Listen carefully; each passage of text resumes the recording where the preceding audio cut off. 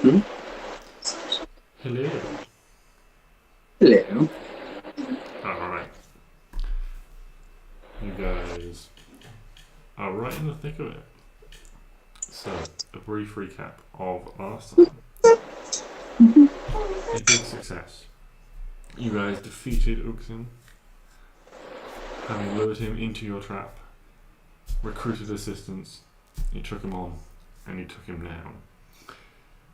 Heavily wounded, he tried to flee, only to be struck down by a pair of well-placed shots from Arwen.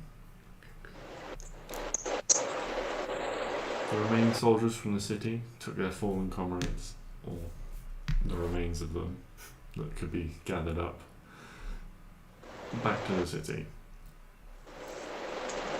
leaving you and the rangers, Clara, Farah, Perrin, Nahal, Sam, and Weimar, to travel on to the mountain where Uxin's lair was. We covered the remaining distance without too much difficulty, only encountering minor stops along the way to break up a fight between several owlbears. So, kind, nature-loving folk that you are. You took Uxin's head as an attempted intimidation tactic to prevent a fight between you and the draconians. Unfortunately, the head laid at their feet seemed to only enrage them. Although there were far fewer draconians in the village this time, and the party, with the help of the rangers, was able to quite easily overcome them.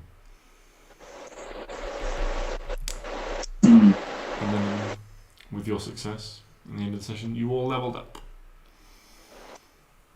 So you're now level 11.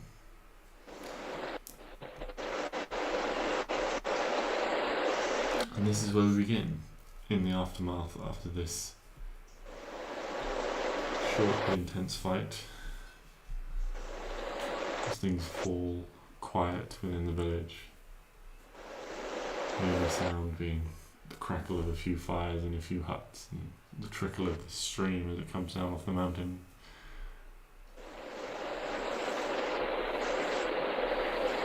And they're the ones that remain. The five of you and these 6 rangers, what would you like to do? Push on into the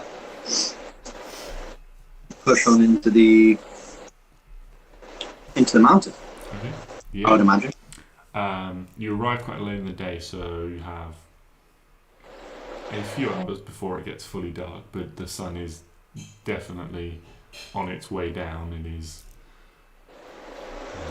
this sort of shadowy half-light before the sun fully sets. But you push on up. It only takes you a few moments to find your way to the entrance, and you are confronted by a set of large stone doors before you.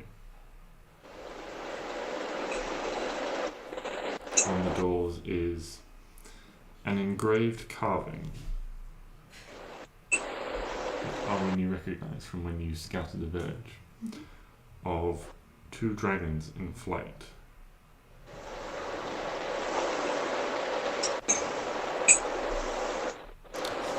This carving is circular in nature, consisting of several rings.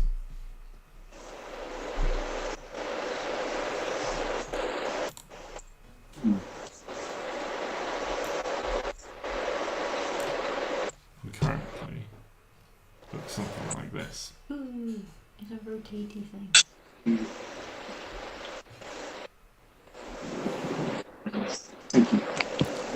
On each ring is a different coloured crystal.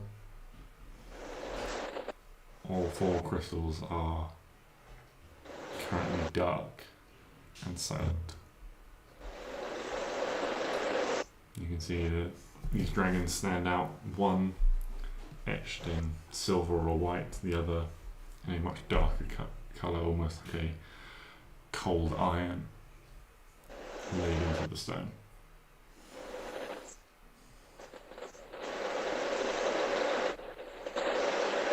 Hmm. Can Arwen touch it? Yeah. You reach out and you touch it.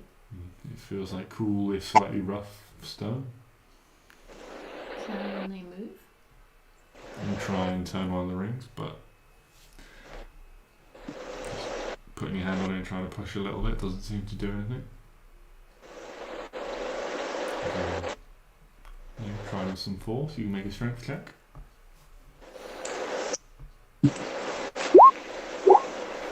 Yeah, you're like trying to, and your hands almost start like slipping and scuffing on the rough stone as you're trying to push, but the ring is not moving.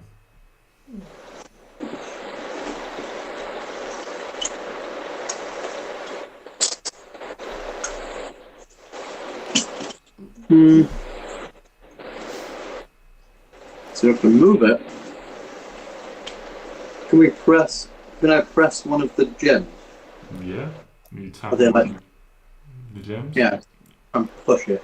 It doesn't seem to move or give way at all as you push it up against it. It seems firmly fixed in place. You can see up close they are quite large, but they are also set in, so they protrude very slightly from the surface of the door, but they are also set in place. Hmm. So you couldn't push them in like a button? No. No. They don't move themselves within their settings. So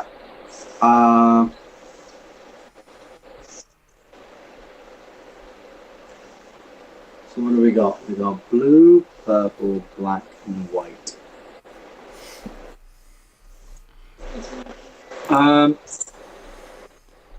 Well, this used to be an old Knights of Aegis place. Does Neo potentially remember anything slightly, helpful in this situation? Do you remember if there were puzzles like this back in his day, or? Yeah, he can make a history check. Good old -1. 17 though. Not bad. But he doesn't remember, certainly not specifically this puzzle or any similar puzzles in a location like this. He doesn't remember anything about. Can I try speaking? What languages do I know? I know. Can I try speaking draconic to it? I'm gonna say, hello. Door. Open. Turn. Dragon. Purple. White. Blue. Yellow. Black. No. Speaking to the door has no clear effect upon it. Is there like a cave to the right hand side of it? Yes. Is there something in there? You can go and take a look. I think there was when Arwen looked. You can go and take a look if you like. Yeah. Yeah, so going to take a look, you see there is what seems to be a rough carved wooden, almost like an altar. There are a few candles and things like that there, as well as trinkets that would be of potentially sentimental value, if not monetary value. You expect small hand-carved things, maybe things woven or like painted on scraps of bark, stuff like that. Writing or just pictures? No, there doesn't seem to be much writing. Can I? I don't know how many spells I've used. I don't think I've used many. And I think I've got a spell I want to try. Can I cast? Yeah, can I cast Detect Magic? Yeah, you can cast Detect Magic. The whole array seems to glow with with magic. The whole system is part of one whole that is controlled by magic. I have a plan.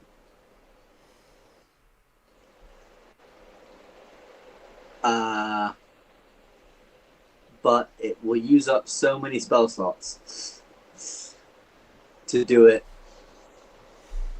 over and over again. So many spell slots. But I could I'm trying to articulate it in my mind. I could dimension door to the other side and see if there's an opening. And or just dimension door each of us inside. But that would use up that would need 3. No, God, that would need. I can bring one person with me, so it'd be dimension door, dimension door, dimension door, dimension door. I think the answer is more spell slots than you have for that plan. Yeah. Then we need to get out. Shit. Okay.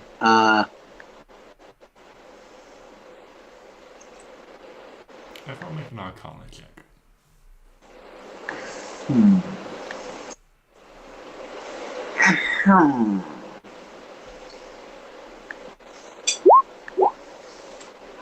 I would like to give. Never mind. Does Adelaina or just one? Yeah. Yeah. 20, so. Yeah, I know.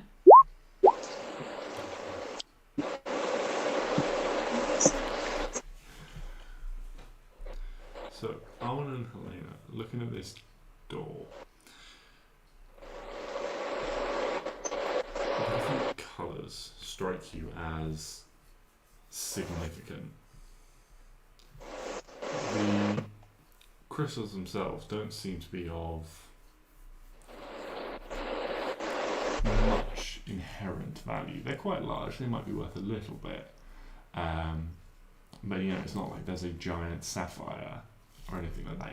In fact, they don't seem to be clear crystals. They seem to be, things like quartz or onyx or something like that.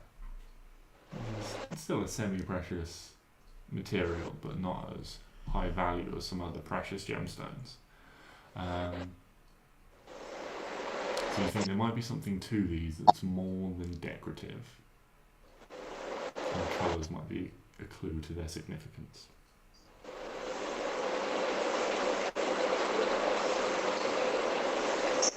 Clue to the significance of the.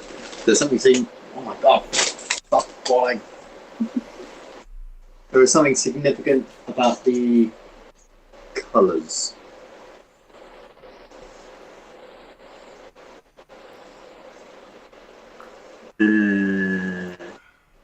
I will. Okay, so white. Well, blue. Water. Can anyone create water? No, I can spit at it. Can I just drop a bit of water on it? Yeah. Doesn't have any effect. Splash with water.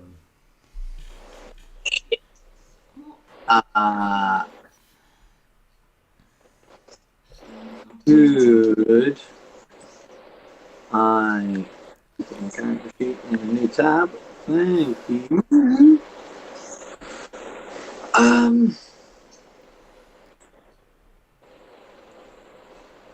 I would like to cast Ray of Frost at Sort of the spell white one. is Ray of Frost.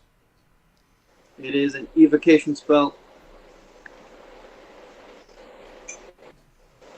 You cast Ray of Frost, and this frostly energy just disperses across the surface, leaving this crystalline sheen. While you guys are doing this, you hear behind you the rangers they've watched for a little bit and they're getting kind of bored with the lack of progress. So there's sort of a few mutters and stuff like that, and they One Paranger says, "We're going to see if there's anything interesting," and they start heading down the hill to search through the huts and things like that. Cool. Oh,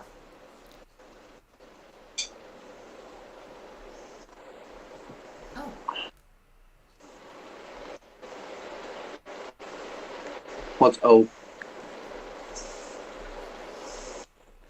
I have dispel magic. I thought I had it, but I couldn't Right. find it in the next row. Can I touch one of the gems and cast light on it? Yeah, what sort of spell is light? Light is also an evocation cantrip. I'm just going to cast light on each of them and see what happens. You cast they light up, but only with the light of the light spell. And as you move on to the next one, the first instance of light dissipates.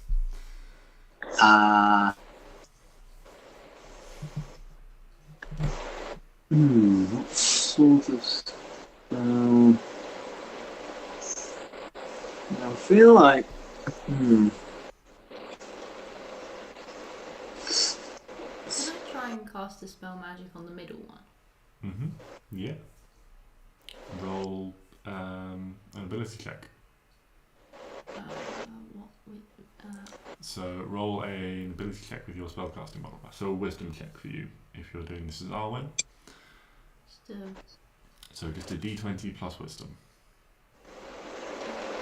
I can just click wisdom, right?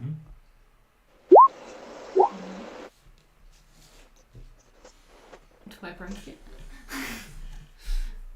As you cast dispel magic, you do feel the magical essence surrounding it dissipate. Can I move it now? Can now move the central ring. Oops. I broke it. It's fine. I didn't break it. Where would you like to position this ring? I want the, yeah, that, no. I was gonna say, like, yeah, no. I think I have it on screen, so I'd have to drop it and see. I have the blue gem facing up. And the blue gem facing directly up. Yeah. Okay.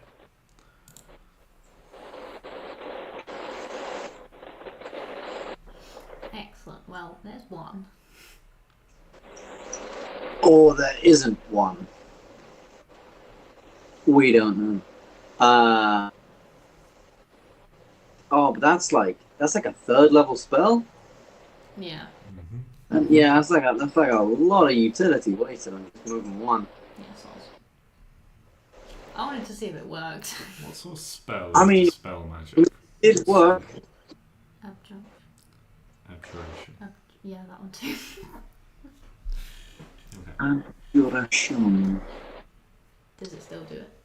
Yeah, Oh. you still dispel it and it still moves. Okay, cool. Can I cast? No, I'm not going to cast any.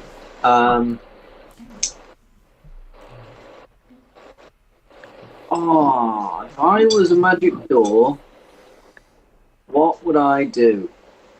Can I try and message the magic door? Yeah. What sort of spell is message? It's transmutation. You cast message, and the purple crystal flares with an internal light. Aha! Each color represents a different type of magic. Okay. And now can I move it? You put your hands on it, and it starts to turn quite easily, in fact, as if it's almost magically aided. Fuck yeah! Oh god, I've grabbed it rather than turning it. No.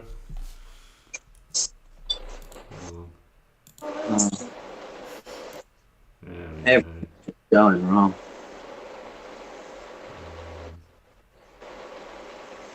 What's that supposed to be? Keep going. Keep going. Keep I going. think There you go. that bit there matches. Yeah, there. Aha. Can't match up my own puzzle. Okay. Black. Black is it's got to be like necromancy or some shit. Ooh. Oh no. Aw. I think the only necromancy spell I know is like Raid's Dead. Oh, and- no.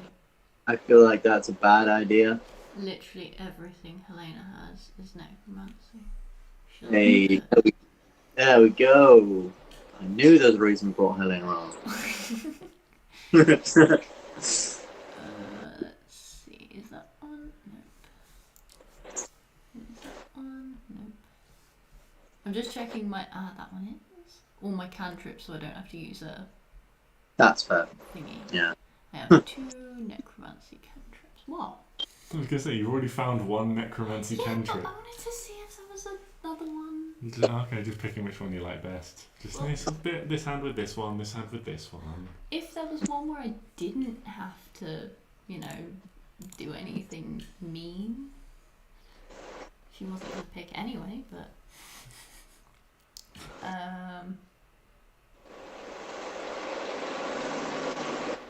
Which one are you casting? Toll the Dead, please. Okay, so you cast Toll the Dead, and before you, or just as you finish the casting of this spell, before it manifests as an effect, the energy you feel it taken, the same with the way Piper did, into this black crystal, which almost, instead of lightening, almost seems to darken.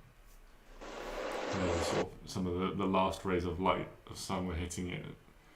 It seems to envelop into shadow.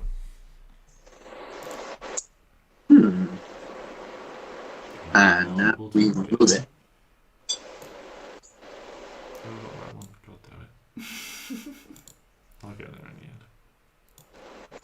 Right, I made a rotating puzzle in Roll20. I was really proud of it. And it's just more trouble than it's worth. I was wondering how you planned on working this out. It's a cool idea. I feel like Roll20 could have more stuff like that. Like, you could do more like. Yeah, it was very tricky to make and then put it all into Roll20 so it all lined up. And it's not perfect, but it'll do. Yeah.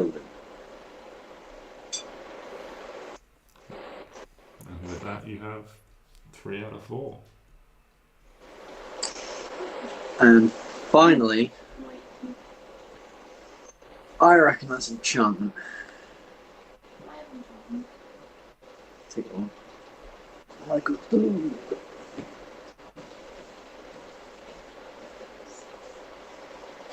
I would like to cast sleep. Okay. You cast Sleep, and for the 3rd time, as you cast this spell, as you release the energy, you feel it taken from you and absorbed into this white crystal.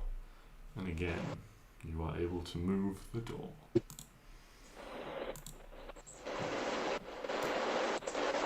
Spins all the way around to reveal this picture in full. And as it lines up, you feel it all. There's this big clunk, as it all locks in place. And then this big crack appears at the middle of it, and the whole thing just silently swings in. And before you is a large open tunnel leading out into darkness.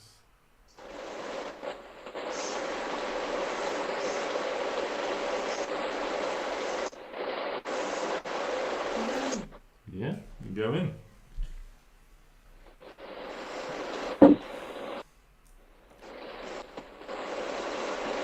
The 5 of you head inside into these familiar cavernous tunnels. The first few feet are plain, bare stone, unexciting in any way. And then as you make your way deeper, the familiar bioluminescence that lights the way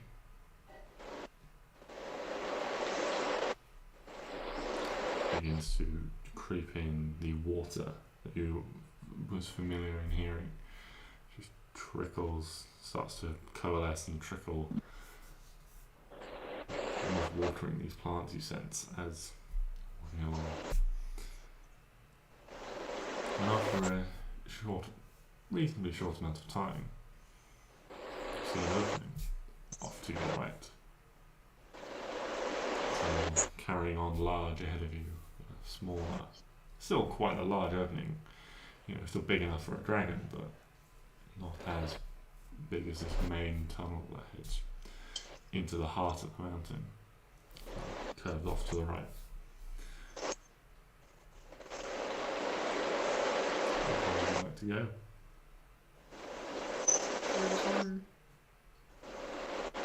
There's an offshoot to the right. Mm-hmm. And then there's Or just the main the tunnel carries on ahead. Go to the right first.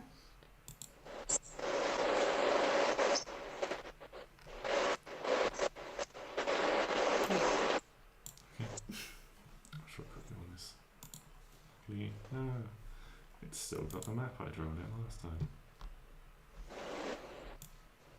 Are we in the same place? Like, oh.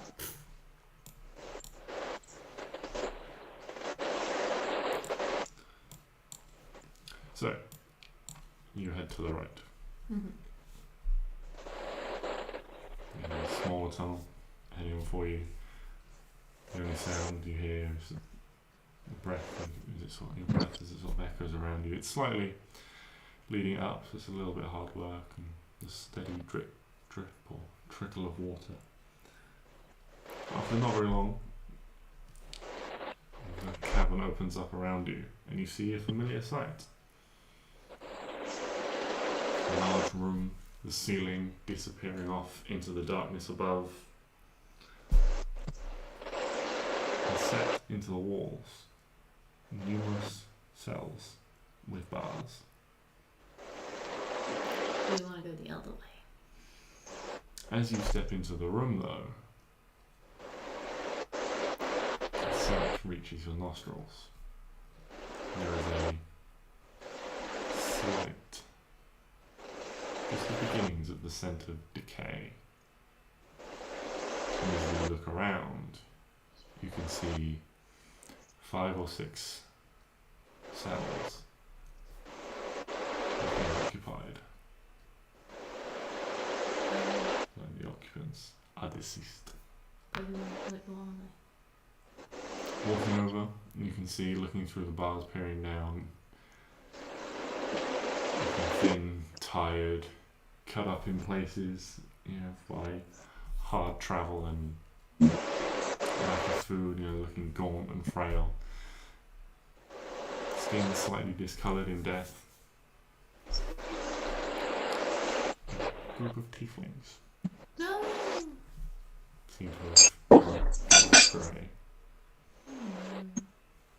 Oh, God.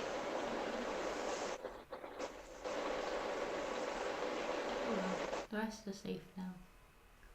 Yeah. Oh, Jesus Christ. Dragon's a real fucking asshole. Is there anything else you'd like to do? There's nothing else around, is there? Not obviously, no. Tieflings are all in their cells.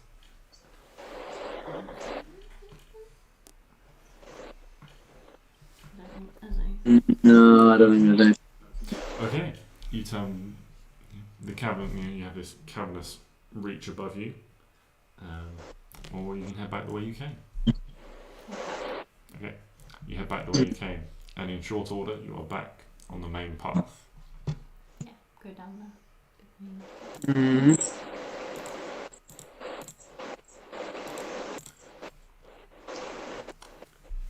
In doing so, you head back in, and again you carry on this gradual rise ascending deeper into the mountain.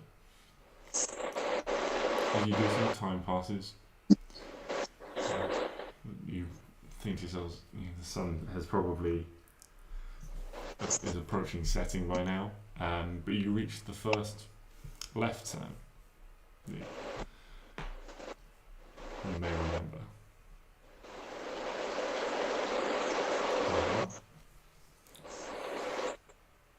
First left turn.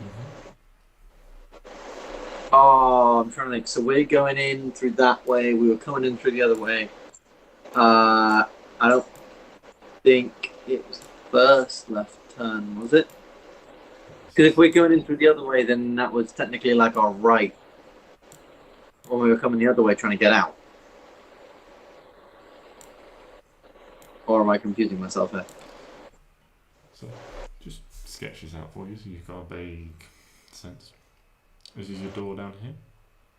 You guys go in, you've discovered the cells. And now the pathway continues. And you have a left turn. Is the first left? Okay, there's 3 sections I remember. Mm-hmm. There's the Yeah. hoard, there's the experimenting place, and there's the place where the vampire was. Yes. Do we remember? I feel like the vampire was first. The vampire was first, but because we were trapped deep in the mountain, I feel like that's last now. No, but we started in the cell, didn't we? Oh, yes, we did. So we're at the cells where we... Yes, okay, so... If anyone wants to make an intelligence check, obviously this was much more recently for your characters than it was for you guys in terms of real life weeks. Yeah, probably good. Do you want me to give you advantage? You can give Klari advantage because Piper ain't that smart. Harry's got a 3 in intelligence. Yeah.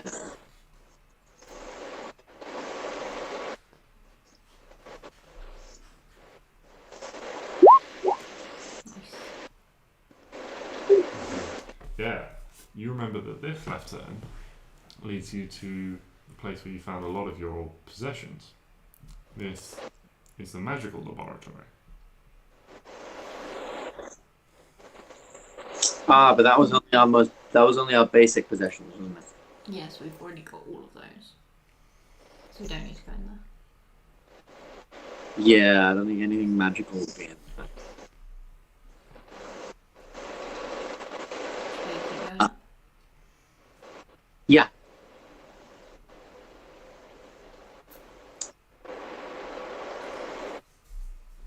You carry on.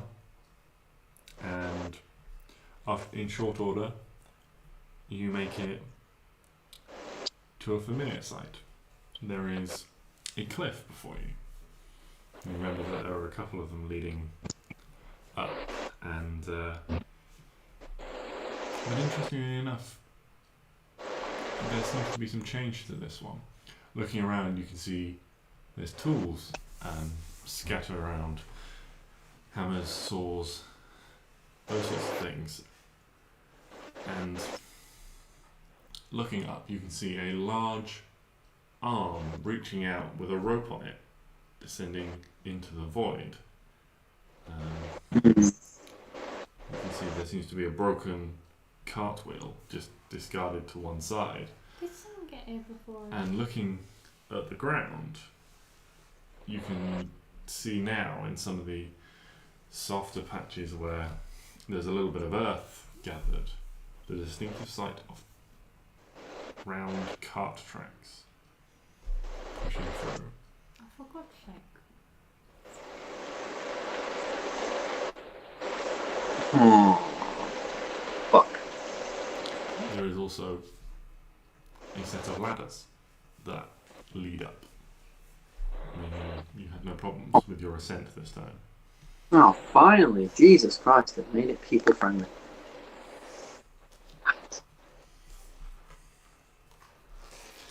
The wrong sort of people. your guard because there could be now people in here.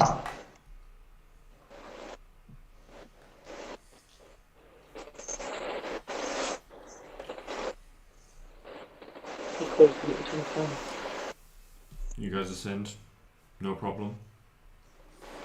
And link it up. Moving on in short order, you find that there is another left turn.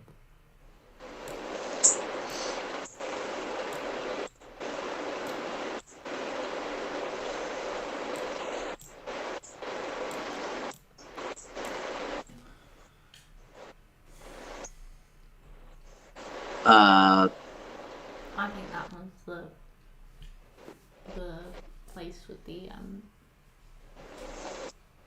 Yeah, because I found my coat and Yeah, everything. that one. Yeah, I found my coat in there. And I got my sword before that, so we fought in there. Yeah, that'll be where the vampire dude was.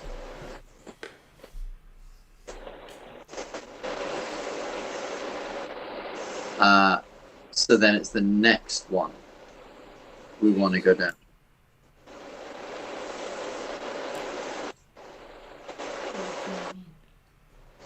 Greenhouse. Yes, G remember? stands for gallery.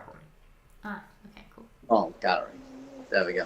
Correctly identified. This is where all the valuable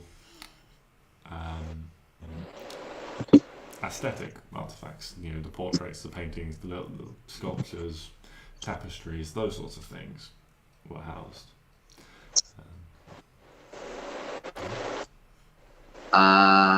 Yeah, so then if we keep going, on one side there was a way into the sort of like big greenhouse where there was like a massive tree and there was lots of flowers and stuff, and upstairs there was, well, not really like, but yeah, there was like, he was growing like wildlife and plant life, and then upstairs there was Arwen and Stix, and then on the other side to those two there was a smaller corridor and that led to his lair.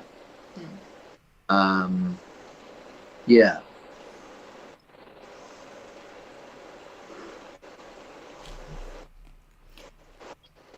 I think his lair's on the right hand side. I too think his lair's on the right hand side. Because I think there was behind a painting, there was a way to his not Bob. Wasn't there? No, maybe I made that up. There was no, behind the painting there was like illusions in front of these paintings of other dragons. So there was paintings of like loads of random stuff, and then behind them there was paintings of like other dragons. Oh, was that? No. I thought There was the paintings. one on the end. Oh no! In the gallery there was paintings, Yeah. and then behind them were illusions or images of Do You know, want to the- go and take a look? demon and all that stuff. You know, the chained up thing. I mean, we could go have a look. Maybe the vampire came back. But Did you say that out loud? Just wondering. yeah. Oh, it's like, what the hell? Oh yeah. Well, Helena let out a vampire. Was it Helena? She was there.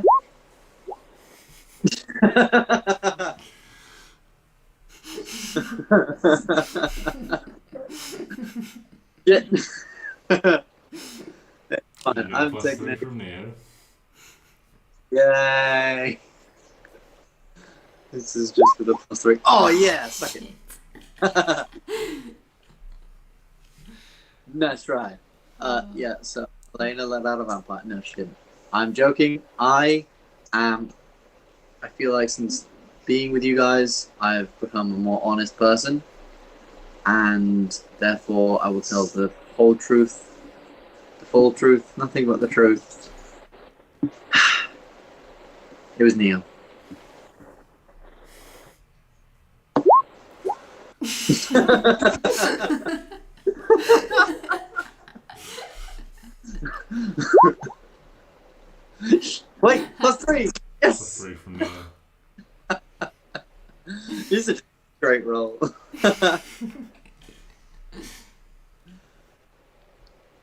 Okay, fine, it was me. I didn't like let it out per se. There was a big coffin. Okay, we've all been there. There's a big thing in the middle of the room. You want to check it. There might be goodies inside.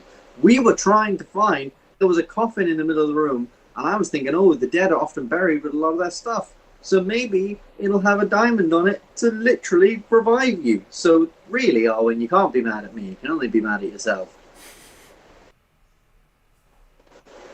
I mean, there's victim blaming and then there's victim blaming. Well, that's just... Or we can not be mad at anyone. How's about that? And we'll just accept the fact that there's a vampire out there somewhere now. But this is his coffin. So what we could do is we could bring his coffin round with us, and then if we ever kill him, he'll go back to his coffin, right? And then we'll have his coffin with us, and then he'll come back and then just boop, steak. Wooden not steak. carrying around a coffin with me. Oh no, I wasn't saying you. I was saying the big guy. Pointing at you. So, as this conversation progresses, you guys come out into this well-lit gallery, and it is just empty. There are like benches and tables and things. The walls where tapestries used to be hung, completely bare. The very far wall, what's on it? Looks like wall at the moment. Are they moving out? They're I leaving. think whatever was there,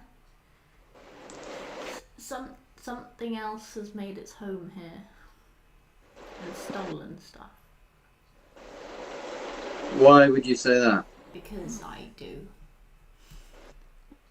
I think with the death of Uxin, or Uxin running away, they're leaving. Yeah, but he's only been gone a day. It's a couple of days now. Is it? Yeah, it's like 2 days since he died. Yeah, but they don't know he died. No, yeah, good point.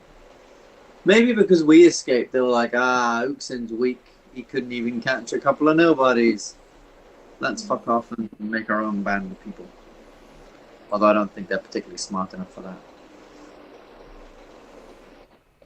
Maybe they've gone... I worry that they've gone to that big undead army you guys are talking about. But they're not undead, so that doesn't make sense.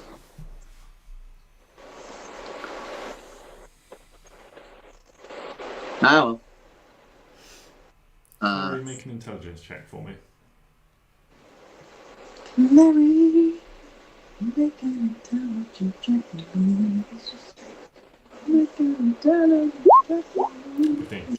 So while this conversation is going on, Klari, one thing that you remember from when you did your research before you left Yelion was that dragons of a certain size sometimes establish multiple hoards. Oh, he's moved his hoard. Oh, for God's sake. For fuck's sake. Alright, let's go see if our stuff's there, but if it's not, I'm going to be very angry. Unless they've moved it, like, deeper down into this mountain, in which case, that's a whole other thing. Alright, let's go to the gold pile magic section. As you guys get back to the main junction from the gallery, you hear a sound of movement and footsteps and scraping of stone off to your right. Pull my swords out. Moving towards them. Sneakily. Okay, make a stealth check. Like a cat. Cat in the night. Totally, unequivocally. Like, shit. Very cat-like. Cat in pain. Okay. Yeah. That's me dropping my pen. And pulling out my headphones. It's not gone well. Right, so you hear a sound, and sound seems to travel quite a long way in these tunnels. Whether that's just their natural echo or an effect to enable the hearing of intruders more easily, you don't know. But in short order, you see a small light source moving along about sort of 6 feet off the ground, coming towards you. And you can see it illuminating 5 feet as they walk towards you. Do I recognize them as those draconian thingies? They are not draconians. They are Shit. all elven. Oh, The Rangers buddy. have come to join you. oh, for fuck's sake. Oh, it's just them. Oh, that's fine. Go on, lads. Oh. It's all going a bit wrong. Come on, lads. Keep up here. See anything weird? Have you seen anything weird so far? Yeah. Perrin seems to be leading them at this point. And I mean, this whole place is fucking weird. There's a bunch of dead shit in one of the rooms, and I tried to get in the other one, but it seemed blocked by a big boulder, and then Farrell fell down this hole. Well, almost fell down this hole full of spikes in front of it. Where was this? First left off the main tunnel. Seemed to be. I think I can help with the boulder. Yeah, I can help with the boulder. Since that, when was there a spike pit? You guys didn't go left. Yeah, but like before. Yeah, I don't think we Yeah. went down there. You went there, but yeah, you went there before, There but wasn't a spike pit before. there wasn't. That's what I mean. Who's got time to dig a spike pit? Fucking losers, that's who. Well, either way, we better be careful as a group. I agree, sir. Farrah's sort of looking around, she's uncomfortable. She's like, there's something not right. It's almost like hugs her shoulders like you call there's something not right about this place. There was birds outside. I could swear they were just watching me. They weren't natural. Oh, Oh no! yeah, any... Did you shoot them? This is Helene. No, they were just birds. They were just a bit weird. Oh, you should have shot them. They know... Wait, no, he's dead. So who knows we're here now? Exactly. Who knows? That's the problem. Ah, fuck. Well, this was fun. Maybe It was the fun. big boss Live- dragon. Hold on, Uxin wasn't the big boss dragon? He was the manager. He wasn't the owner. He was the saying out loud. He was the manager of the store, not the CEO of the company. Yeah, exactly. He was the battle. actual not- conversation you're having. Okay, well, off the back of the series, like we're not equipped to fight anything bigger than that. I mean, you know, I we're don't all think pretty, there's anything here. we're all pretty tired. I mean, it's pretty late. You're not equipped. We could Yeah. always Fine. take a rest and come back when we're a little bit more together.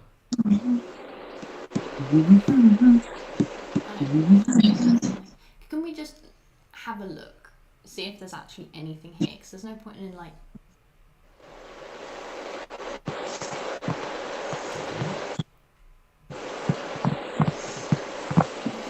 Sneaky sneak. Yeah.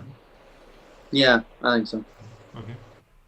Oh, the ranger's like, generally, all right then. Well, as a group, Oh! we're better off together. Yes, Piper. I think we should go back in the mundane lair room. mundane room. Because I need either a silver mirror or a crystal ball worth 500 gold, so I can find your little dragon. Mhm. Oh, okay. Okay. Yeah, You guys want to head back there? yeah. I feel like he might keep something like that fancy back with his hoard, but it's worth a shot. See if Okay. there's anything. So you guys head back the way you came. It's about take you another sort of like half hour, 40 minutes, something like that, to get all the way down. You climb down the small cliff, no problem. You make your way, and as you get a fair ways down the tunnel, you can see it just seems blocked. There is this opening that just just as you approach, there's just this sort of round obtrusion in the hole. And as you get close, Perrin just sort of like puts a hand out and says, well, we think it was about, and like kicks a stone, and you see the stone straight through the floor there. And you see about 15-20 feet in front of this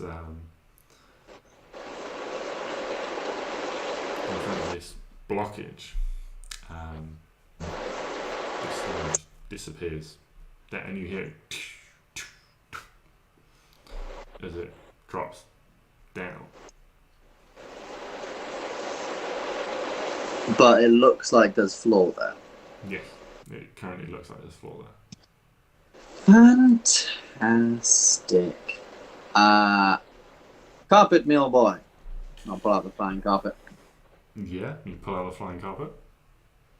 And I will suggest that So how far is it across?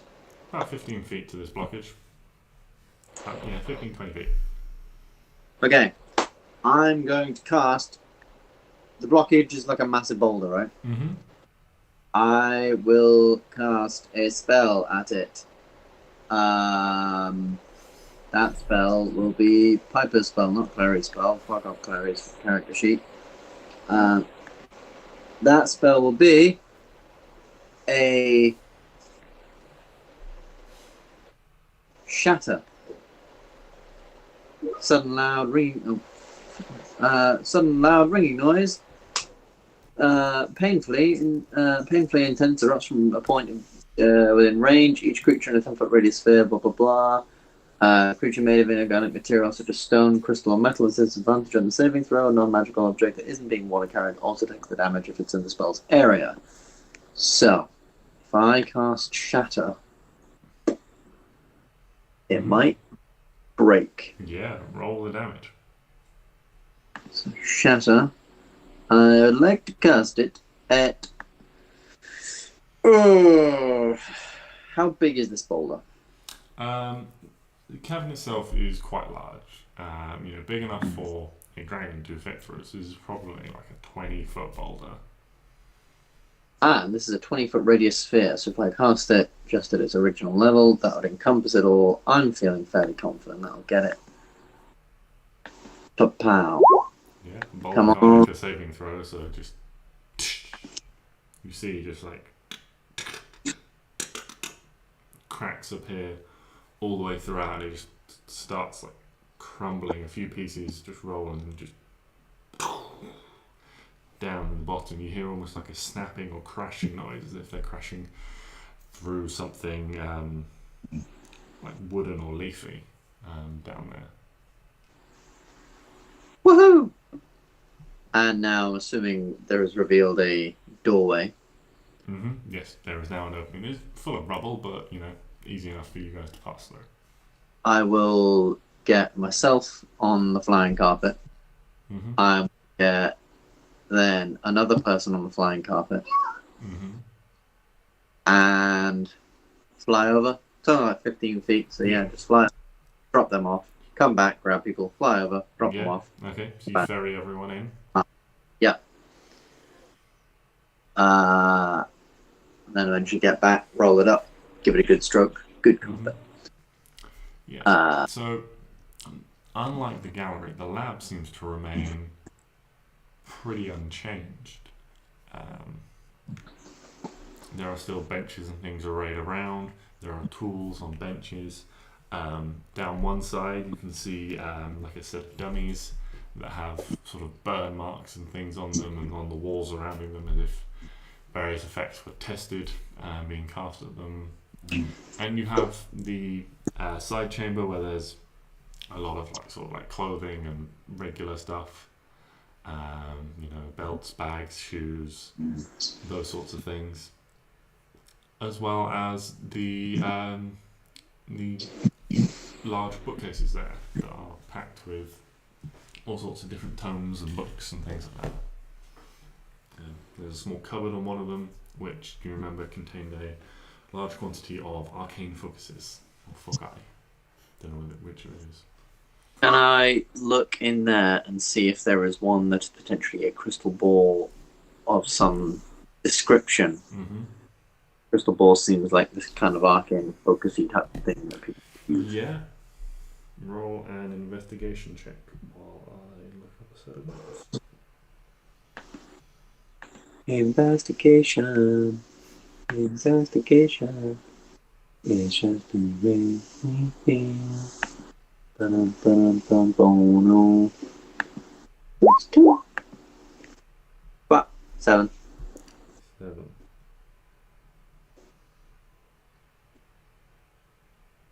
Okay, you're looking through, and there are a bunch of symbols that you don't recognize of various deities and things like that.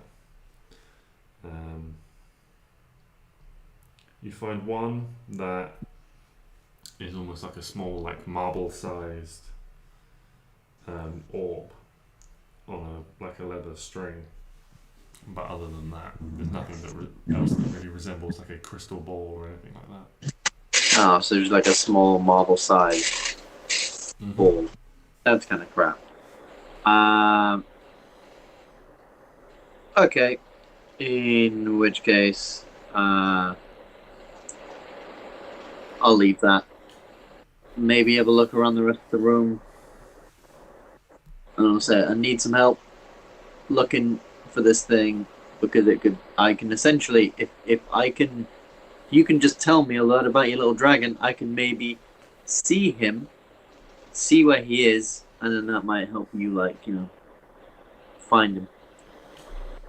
I need some help looking. Can I make an investigation? Yeah, you can make an investigation check as well. We'll give you advantage. You've already made a check, so you can't give her advantage because that would be you helping instead of making a check. Oh, okay. Unfortunately, a 4 is not going to be enough to find what you're after.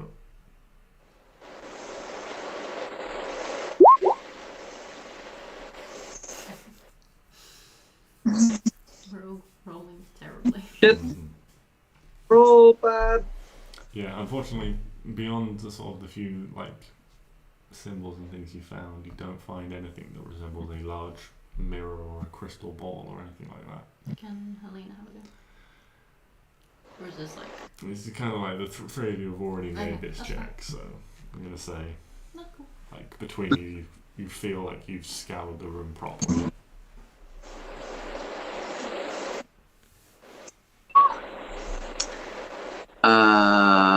Okay. In which case, let's keep going. Maybe there'll be one in his old hoard. In his hoard. Hopefully it's still there. You guys head out. You ferry everyone across this gap again.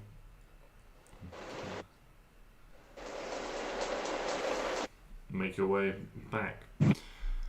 By this point, those of you with a sort of good sense of timekeeping would probably estimate that it's around between 11 and 12 at night. You've had a lot of travel, so you guys are feeling reasonably weary, but you're relatively healthy and strong at the moment. If you'd like to continue, the rangers themselves look tired, but they seem determined to just do whatever you're doing. They don't want to miss out on their share of the loot, and they all seem a little bit unnerved by this location, some more openly than others, and so since they want to, their priority is mainly staying as a group for them at this point. Okay. Yeah. And I'll tell you what, I'm glad I saved that 3rd level spell slot. We can rest, and we can be perfectly fine. Because Ben swapped out a spell and has Lehman's tiny hut. There is one problem. One problem. There are 11 of you. Then someone is waiting outside. We'll oh shit. Back. Are we taking a short rest or a long rest?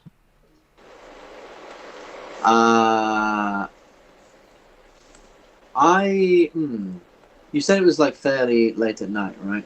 Yeah, you guys are feeling sleepy because of how late the hour is, but you're not overly fatigued or anything like that at this point. You had a couple of days travel between the fight groups, in which you guys pushed quite hard in your travel and made good time doing so to get here. So it's entirely up to you guys. You guys have you have the hit points you have, you have the spell slots you have. Well, If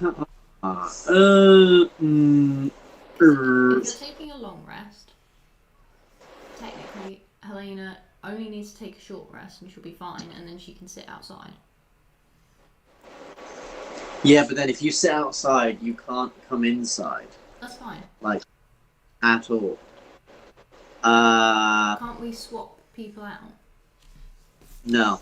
Oh. If I cast it, when I cast it, if you're not inside, you cannot come inside. Oh, okay. No way, no how. I mean, I guess you could portal in there, but someone would have to get out. Yeah, can you portal into Lehman Tiny Hut? Let me have a look. I'm pretty sure you can. Let me have a look. Lehman's Tiny Hut. A 10-foot radius. Spell fails if you includes a large creature or more than 9 creatures. So 2 people have to sit outside.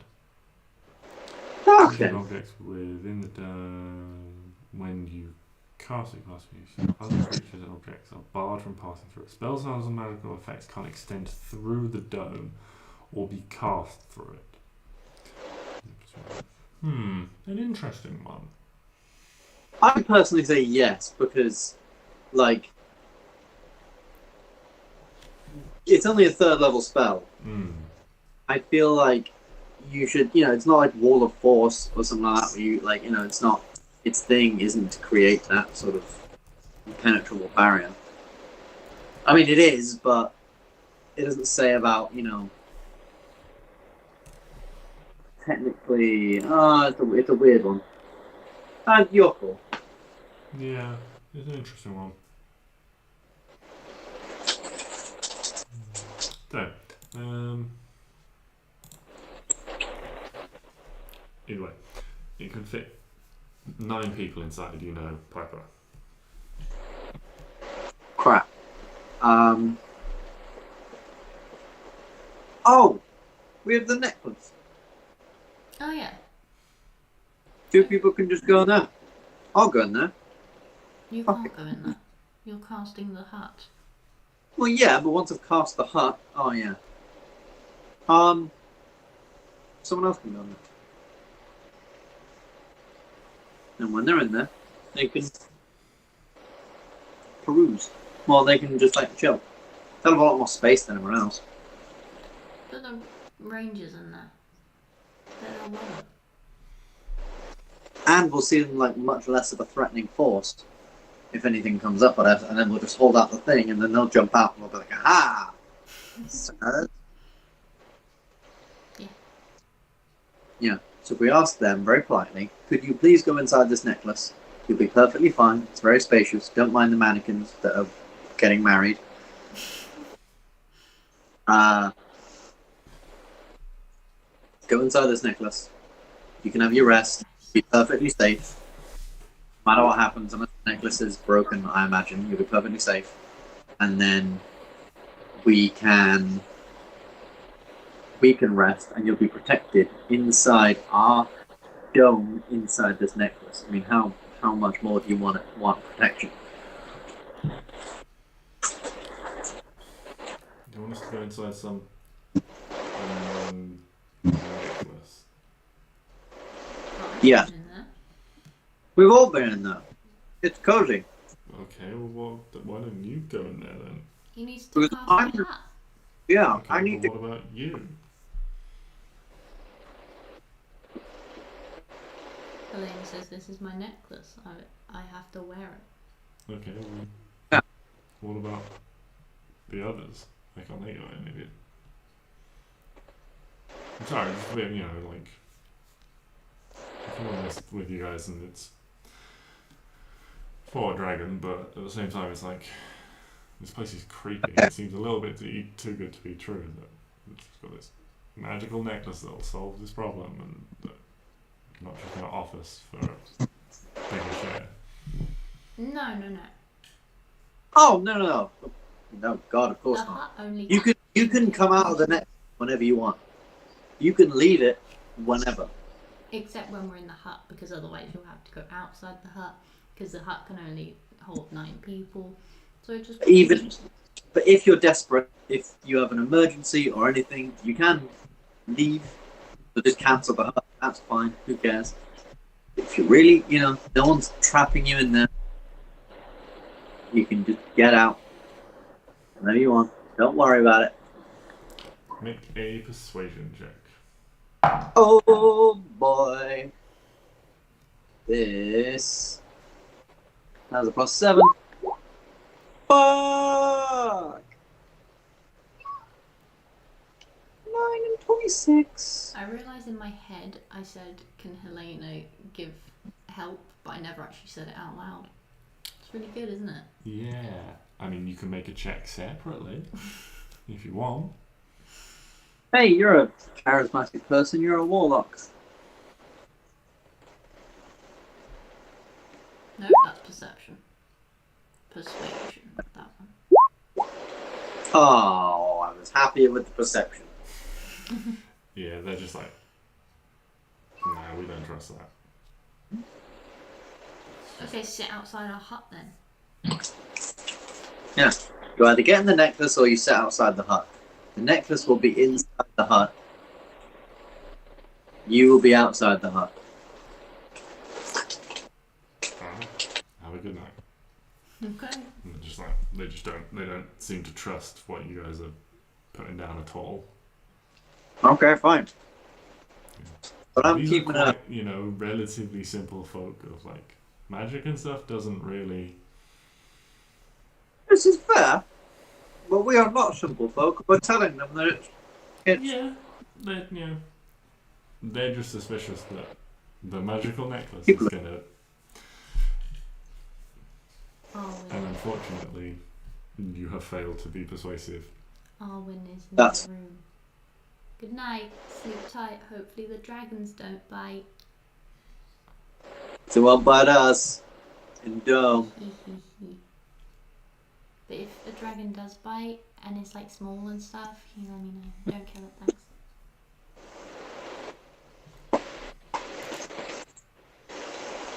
Yeah, and I'll cast Lehman's Tiny Hut.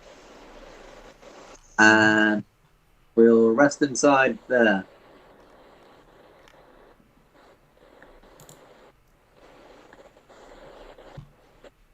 Right, it's not what I want to do. Repurpose this map for something. Okay. It's not the best map I've ever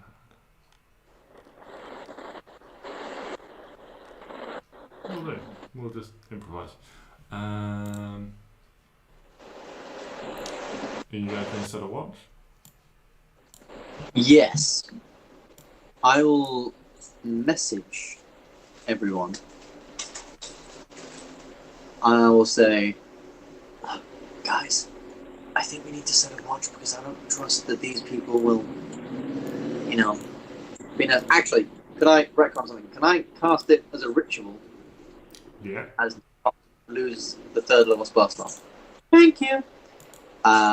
So it takes 11 minutes. But yeah, I will. While I'm doing this, and they're all away, I'm gonna use the messaging cantrip, and I'll just say, "Guys, I don't trust that these guys will, they might leave and try and leave bright and early while we're all sleeping, to get some of the goodies for themselves. So I suggest we take a watch."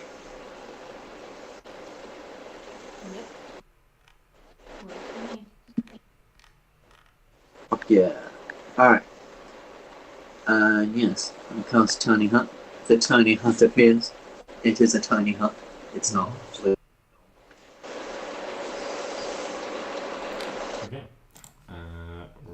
Whoever is up first, roll a perception check for me. I've cast the spell. You guys all into bed, and I will create. Yes. Before I sleep, I'd like to cast Find Familiar. Do you have the necessary components? Not yet. yeah. Never mind. That's sad. Fine, it's fine. Maybe this dragon will have some incense. Maybe he likes his room smelling lovely. Yeah, or some herbs. Oh my god, he might have herbs in his big plant place. Remember there was that big, in the big wildlife bit he had indoors before his laboratory. I bet you'll find some herbs in there. Fuck yeah. Alright, perception check. Perception check. 27. It's a motherfucking hawk.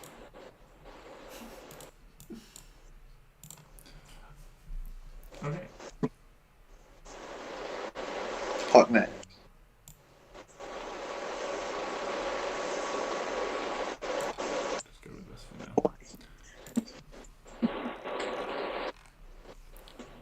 That's not what hawk man does. He didn't fit himself. So, Piper, up first in your watch.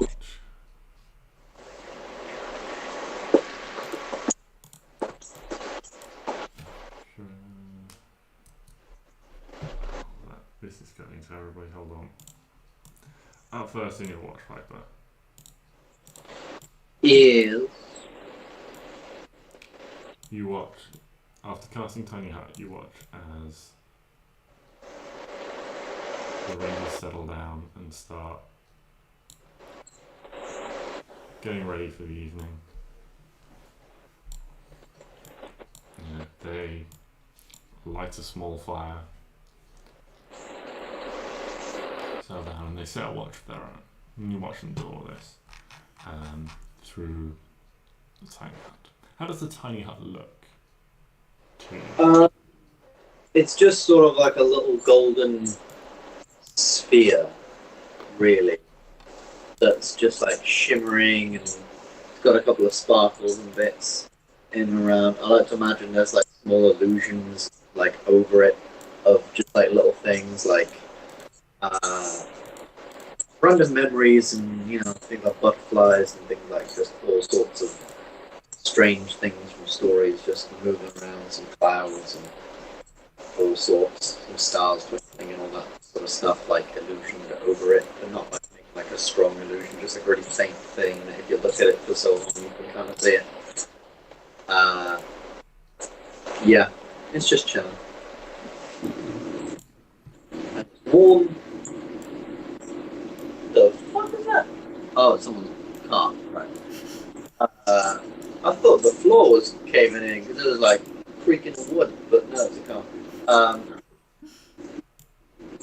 And it is warm inside. It is temperate, quiet we can hear the outside, but they can't hear us. So we can just chill.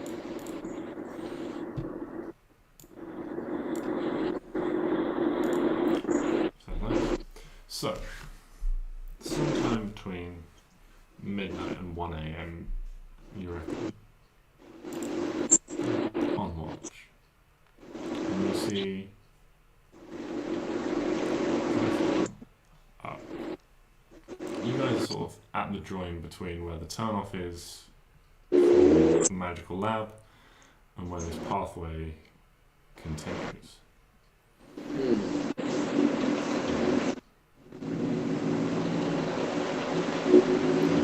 And drifting up, you see 4 dim lights in the distance to begin with. And drifting closer and closer and closer. I will. There are 4 dim lights. Is there like a rock nearby, like a small stone, or just anything? Yeah, you can find one of those on the ground. And I will cast light on the thing. Right. Towards it to try and make it brighter light.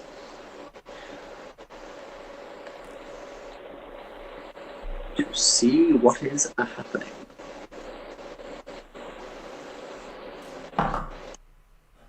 Yeah. You toss this light out and you see that Clara and Farah, who are both on watch at the moment, both their heads, having not seemingly seen what's going on, both their heads snap and follow the light, and they see the 4. Now you see them humanoid figures just emitting a soft eminence. As they get closer and closer, and as the light flies across, you can see there is a bluish translucence to their skin. And instead of drifting slowly now, these figures move more rapidly. Oh, fuck, it's ghosts! Flying Ghosts! quickly towards the rangers, illuminated by their campfire. Oh, shit, it's totally ghosts. Why is it always ghosts? I'm going to, as they're sort of getting closer, I'm going to... Nothing can get in the hut, can it? Not that I'm aware of. No.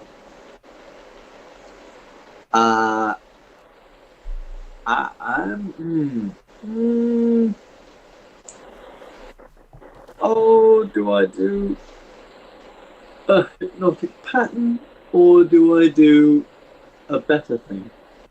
I do a better thing. So I'm going to get to near and around where they are. Well, not get to. They're in like a clump, right? Yeah, there's 4 of them drifting up the corridor. They've now Would they be in a... They've now reached the rangers who are starting to Clara and Farah starting to... Would they be in a 10-foot radius circle and or cube? Sphere. Would they be in a 10-foot radius sphere of each other? Potentially. Cool. I'm going to cast Shatter at 6th level at them. They are Boom. now basically reached, so there's a chance you'll hit the rangers with this? Shit. Can I... I'm assuming the rangers are like sleeping, right? Yeah. You see 2 they're of them like- that are awake have started to try and wake up the others as these things have come towards them. So can I do it... Farah's like pulled out a bow and has it drawn, ready to fire. Can I like do it off the ground? So it wouldn't hit anyone who's like lying on the ground. Mm-hmm. And therefore hopefully not hitting any of them. I mean, it'd still be fucking loud. Yeah, but what's the radius? radius is a 10-foot radius. Okay. Radius sphere. It's not huge. 10-foot radius. Okay. Yep, just roll a quick spellcasting check with proficiency.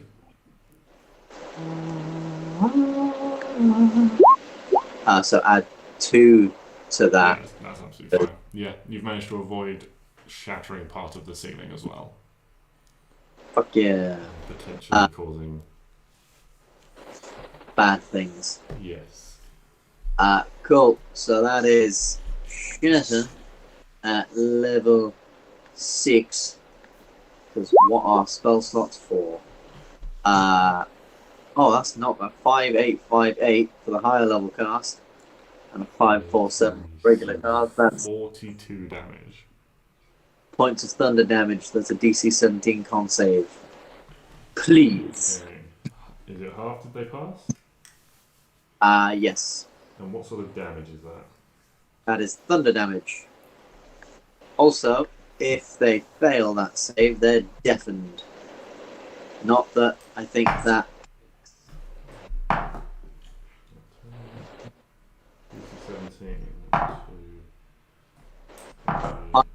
They're not deafened, it's just a lot of damage. So 3 pass, 1 fails. Bastard. So half that damage is 21. And that's like, yeah, it's like a loud ringing noise and stuff. So I'm imagining... Everyone is now well awake and has this, again, deafening ringing in their ears. Fuck yeah! And we shall roll initiative right there.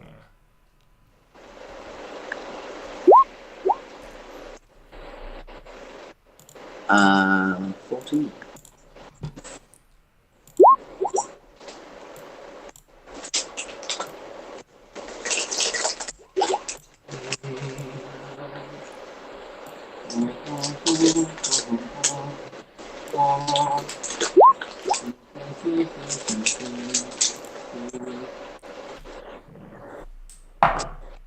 The motherfucking ghosts in there.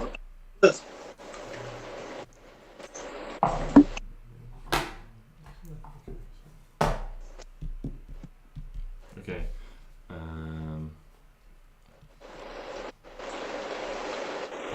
Write this down. Just get. Yes. I don't. I'm confused about the tiny hut. Okay.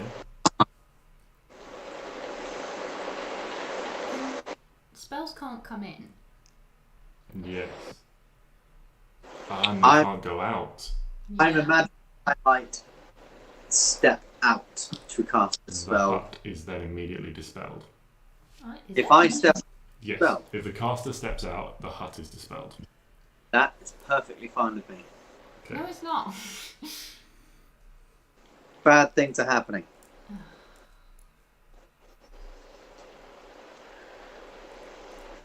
Can I not, like, put an arm through? No. No. Shit. You can't cheese it like that, I don't think. Okay.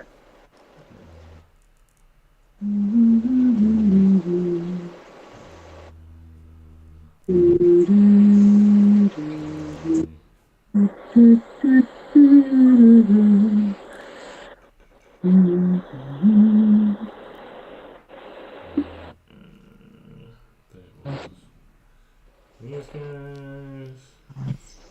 Have we had any rest? You've had a short rest. So Helene's got everything back. So you can roll hit points, recover short rest abilities. Okay. Oh, that... I...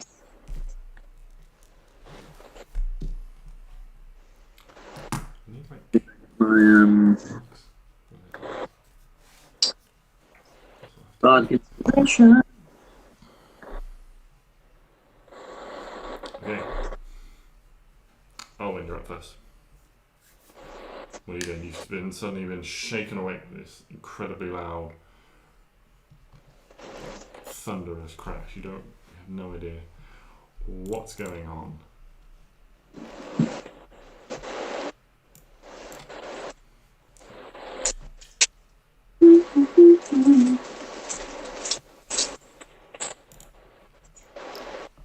Great question. You look up, you see that the rangers are all like some of them are like slowly starting to get to their feet. You see Piper on his feet. The hut around you has been dispelled. It's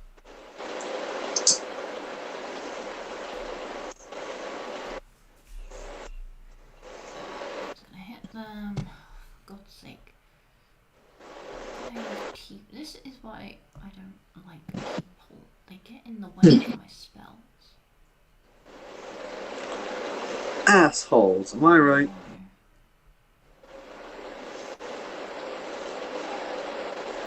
don't think anything's gonna fucking do anything to it. You guys are probably quite close to these guys, to be fair.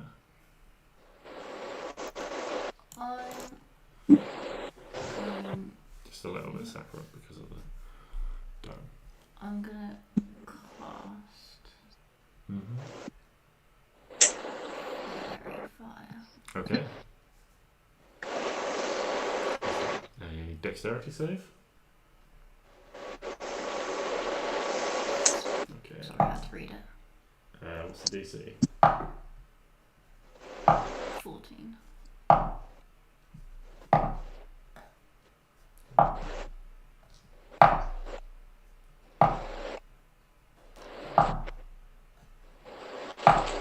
Are you okay with that? Yeah, I'm rolling for all the rangers as well. Why?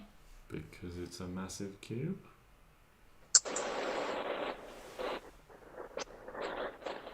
can choose where it goes.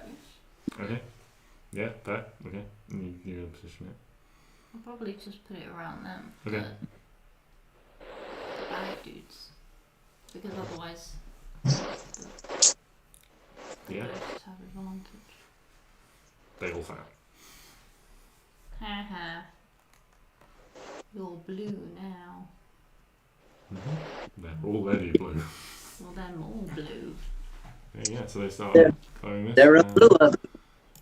They're blue. Da doo dee da doo da concentrating on fairy fire. da doo da. Everyone gets advantage. Yay!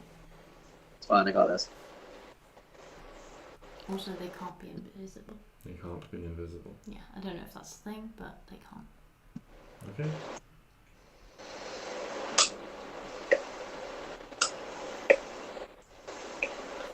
Okay. Your blue bar. So this one is going to go after the new prey, and this one's going to go after the existing. I'm just saying, if they'd have got in the fucking thing, this wouldn't have mattered.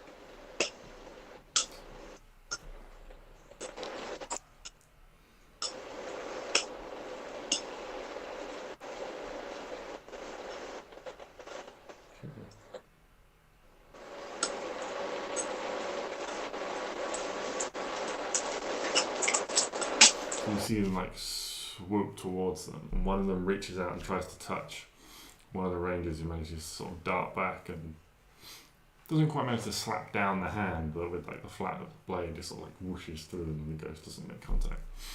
So the other one makes contact with Neo, but through force of will, he manages to almost like push it off. Piper, what are you doing? Alright. Pulling up my two swords. And yeah, I'm just going to say, if you fucks had just got in the goddamn necklace, I wouldn't have to fucking save your asses again. And I'm going to cast Steel and Strike. Steel and Strike. Let's go. Bother me. Yes, Steel and Strike. 5 creatures within range. There's only 4 of them. And it's within 30 feet of each other. They're all within 30 feet. I feel like this is going to be anticlimactic. Yes, so this is just a bunch of hits against them. So I'm just going to roll Charisma, add 2. You do need to move a little bit, but you have the movement to do so. Fine? Yeah. 5, 10, 15. 15, 20, 29, 30. And Down. yeah, you do have. You're not prone. Yeah, you have loads. Yeah, so you have plenty of movement, so it's not really an issue. In which case, yeah, I'm gonna cast a spell. And roll charisma. Have advantage on them. That's 21 to hit the first one. Yeah.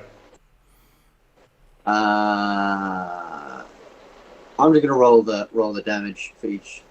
No. I'm gonna roll the damage. Now 6 D10. Roll 21 damage to the first one. That is a shocking roll for 6 D10. Which one are you hitting first? I'm first hitting the one next to Neo. Okay. And then the next one I will hit just blue, purple, green. Like just go up. Yeah, just roll hits. Green, so blue. Oh my god, are you serious? Are you actually fucking serious right now? Double that one. Oh, this game doesn't like me. Okay, that's a bit better. 25. Blue, purple hits, and green I'm assuming hit. So purple takes 43 damage. Yep. And green takes, oh Jesus Christ, 29 damage. And I can end my turn within 5 feet of an enemy, of one of them hit. So I would like to end my turn. Can I end it here? Is that's in a wall? Or is that? Yeah, just down there is fine. Okay. Cool. I think I still have advantage on it. And as my bonus action, oh wait, because it's a melee weapon attack. Sorry. I would like to use one of my. It's a melee spell attack. Crap. Can I Go. make a? I can't then make a bonus action attack, can I? As an offhand attack? Yeah. No. Because you cast a spell, you haven't made a melee weapon attack. Motherfucker. But as you whistle through the air, there's just this. And you see two of these spirits dissipate into mist. Get fucked. And I think that is therefore probably me, and I'm going to look at Klari and I will give her bardic inspiration. With my bonus action. And that is me. Come on, Klari. It's your birthday. It's your birthday. We can kill the baddies like it's your birthday. Helena, you're up.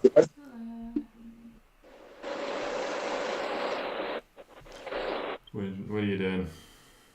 You're currently prone on the ground. Oh, let's say prone, by the way. You shouldn't say she got up. You're currently prone on the ground because you've been woken by this, thunderous noise. You can hear like the rangers like shouting, and then there's just this swooshing noise as Piper disappears, and two of them are suddenly evaporated.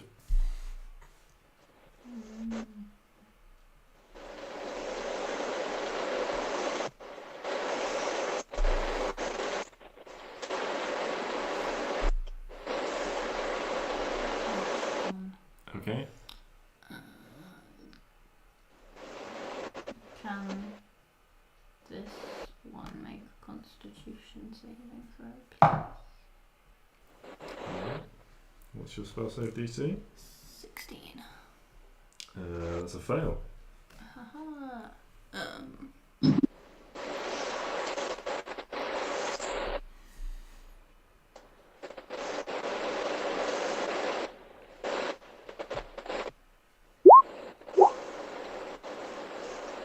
What damage type is that? You reach out, you summon the spell, you cast it. It has no effect. Can it fall prone? No, it's a ghost. It is immune to being prone and to necrotic damage. That just wasn't your turn, was it? Oh no, it was her turn. Anything else on your turn? I'm gonna sit on the floor and sulk. Okay. The unit remains on the floor. Klari, what are you doing?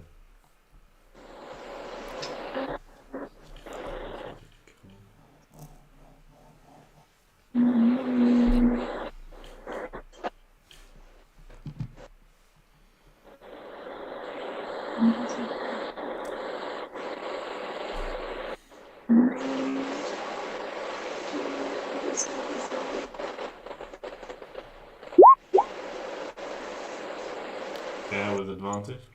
24 definitely hits.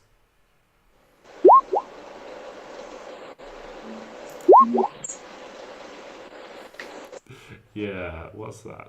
17, 38 damage.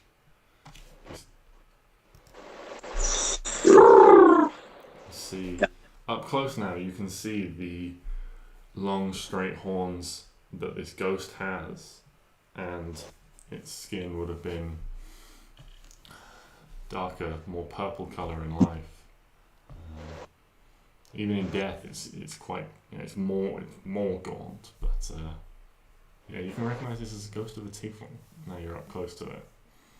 As you strike with a dagger, the crackle of elemental energy, and you just, this is just almost sigh of release.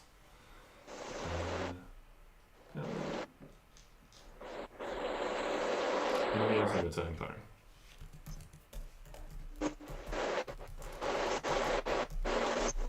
No. No, I think that's it.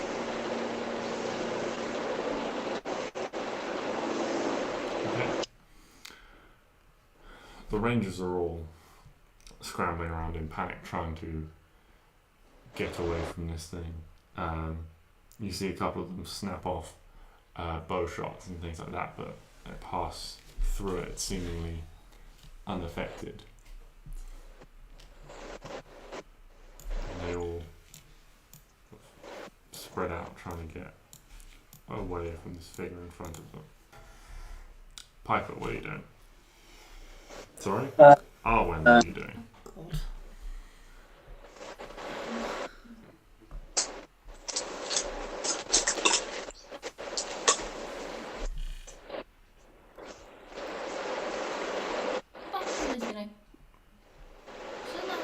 Gonna hit a ghost.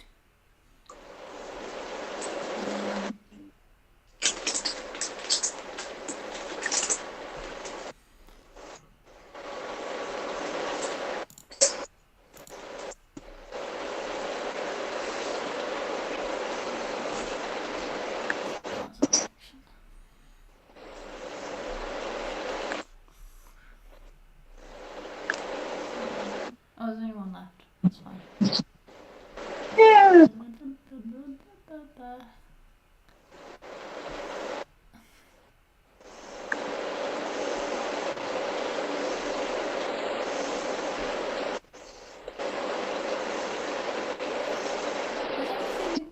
Like gone through it when it gets hit. Yeah.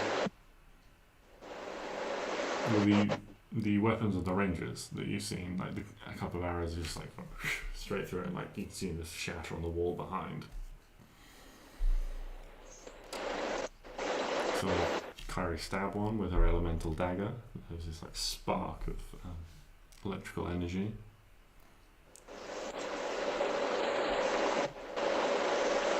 Piper used a magical spell when he attacked them, so they were all hit with force damage. Where did that thing go that I was gonna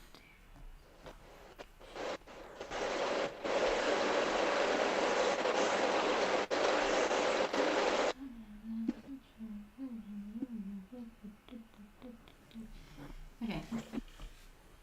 I'm gonna get up. Okay, that's half your movement. Yeah. 15-foot cone. How close do I have to be for a 15-foot cone? The cone is 15 feet long. So I gotta be here. Yes, starting there, 20 feet. 25. Yep, you can get to there. Excellent. Can you make a dexterity saving throw? Yes. 10. Okay, you suck. 13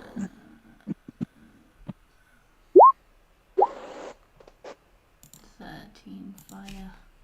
Okay. Takes 13 fire damage. Anything else on your turn? Any bonus actions? No. Okay. Turning his attention to you, Arwen, Oh, excellent. as Love you just tried to burn it. Doesn't seem to have a good attention span. Seems to just focus on whatever that. Yeah. came for it. So, can you make a charisma saving throw, please?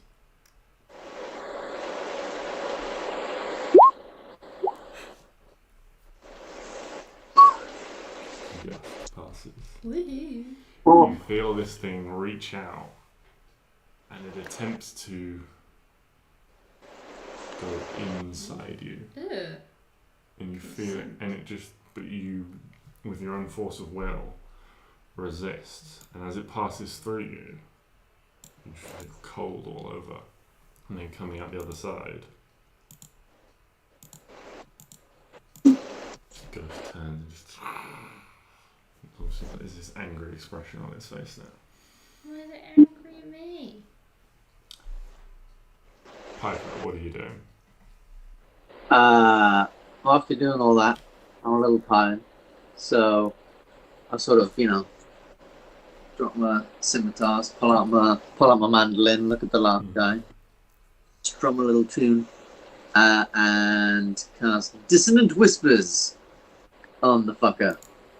I'm gonna do it at 2nd level, because why fucking not? A little bit extra damage, don't hurt no one. Oh my god! Come on. That's D6s, that's a 1, 2, and a 3. It fails its save. Fuck yeah! So it takes 11 damage. 11 psychic damage, and it must use its reaction to run very far away from me, as fast as it can possibly go. Piss off, ghost! As you go, piss off, ghost. The ghost just. Come off this man.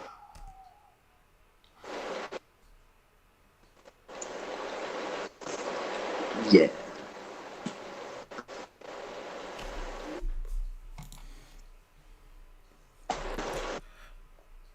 Boom. 3 out of 4. Not bad. I'll just turn to all the archers. No, I'm just saying. You see, if you'd have got into the fucking necklace, you wouldn't have had this problem. Thankfully, everyone's okay. But now I had to break the thing. I had to break the hut. That's not good.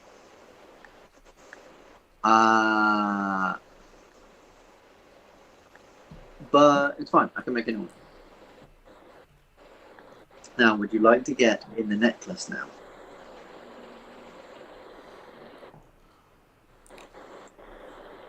Make another persuasion check.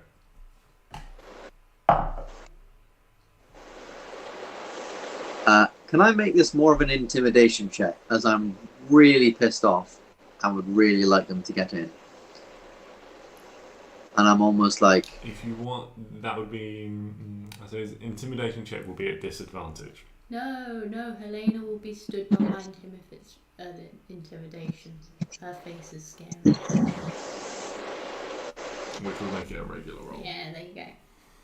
Well, you know what? I have a +9 to intimidation. Oh my fucking god.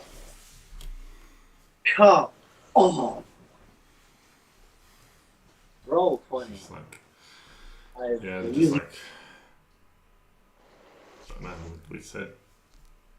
Didn't want to deal with any of that, and... I mean, we don't want to deal with any of this, but... Just... When you're out in the wild, you got to learn to trust your gut. And You know what? your Fine. guts are in agreement that That seems shady. Can Arwen Just, go up to whichever one looks, the most talkative? Just really put a hand on his shoulder, really squeeze it tight, like angrily. Be like, look, we didn't have to dispel the hut, but guess what? We did it to save you. We could have just sat there, just watched you die. But we didn't. So, get in the necklace so nobody has to die. means that much you getting your own fucking necklace. Oh,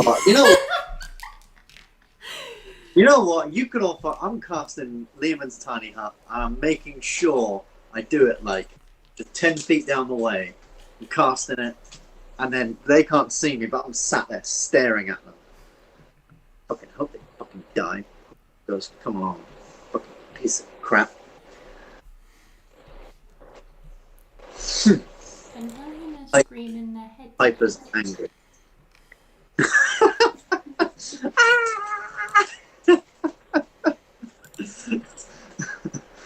Yeah. Cool. You know what? Yeah. Also, if there's any more of Piper's watch left, he's going to spend the entire time casting a message on these people, just going, "You're going to die tonight." You can't cast it through the hut. Fuck. Damn it. So yeah, you couldn't scream in their heads if you wanted to be inside the hut. I can. It's not. It's a magical effect.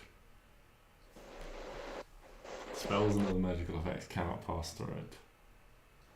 It's alien knowledge. It's not a magic. Telepathy is magic. It's alien knowledge. You can telepathically speak to any creature. But your alien knowledge gives me Yes. an ability. Gives you the ability to telepathically. But I don't have the spell telepathic. Telepathy? Yeah, that I don't have that. It's still a magical way of communicating. I will fight you on this later, but for now. Okay, well, I guess someone's sleeping on the floor. Yeah, you. I was going to say, yeah. JJ, trust me on this. You can never win in these situations. Well, I have my ways. Actually, no. I can go outside. Why? I can pass freely. Oh, yeah, she can pass freely through it. Okay. So you could go through. Boom. Disadvantage forever for that? Fine. I win. But you can't do it from inside.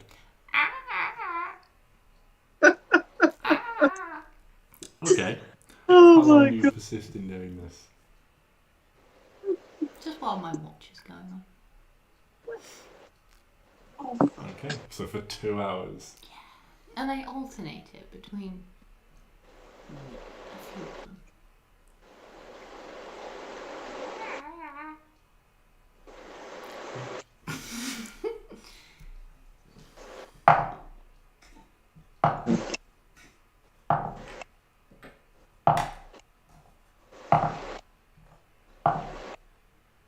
Okay, so we'll speed this up a little bit.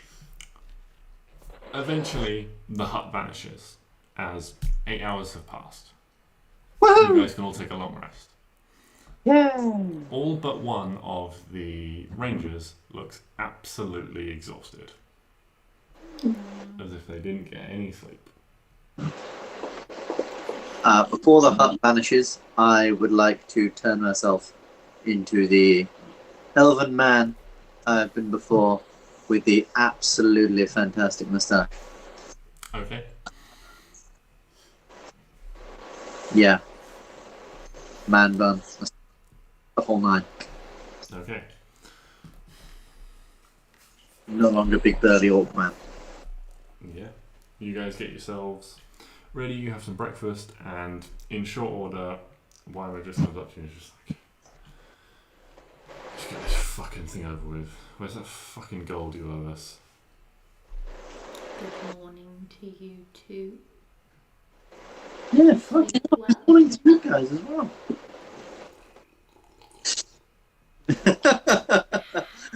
I don't think Arwen specifically just pulled out a thing ready for just this moment. But it's like a water skin, so you can't really do the gurgling thing without making like a hole in a mattress.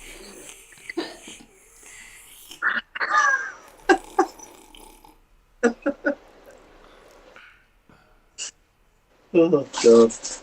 I slept like a baby. A baby dragon. Great to be around friends, isn't it? Yeah, let's go. You guys set off and make your way down. You eventually reach a set of crossroads.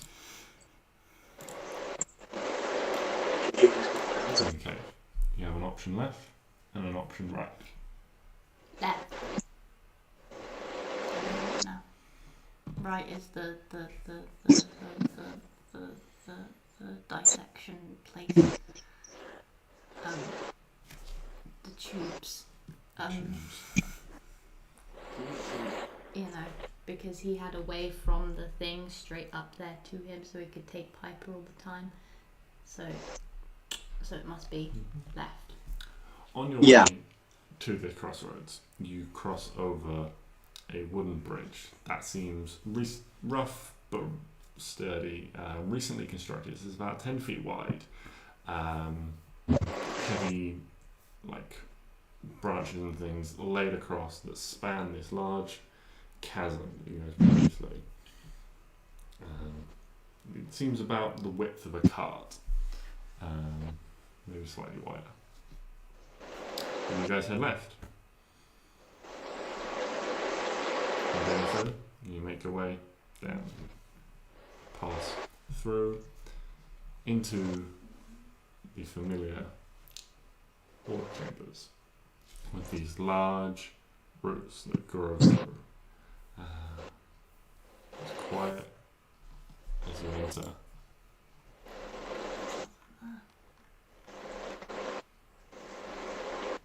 You can hear, as you move through, you hear the faint sound of. Why am I still drawing? Let me get rid of some of these things that were left over from last time.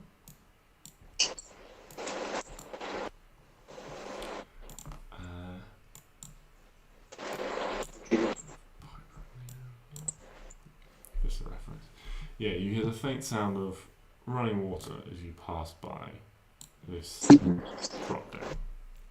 But you continue to move on through, around in the corners, clambering sort of up and over, and in places where indeed it seems like the rock gives way to the earth, you can indeed see cart tracks again.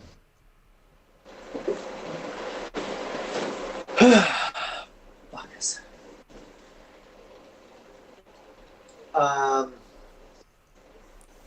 Is there anything left here of this hall? I mean, it looks like... Through. You drop down and make your way through the little ups and downs within the lair itself. And as you round the final corner, you do still see the glimmer of light on the wall,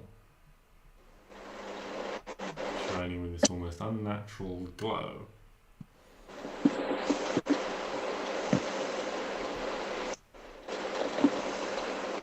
as you lay eyes on it, it is reduced. All the hoard has been removed. What percentage has gone? You would estimate at least 50%. Okay, so there's still enough. Yeah. A lot there. All the good shit's gone. Yes. Okay. Still enough for like them to, the rangers to be like, wow, this is cool. Yes. Okay, good. Thank fucking Christ. Didn't want to know.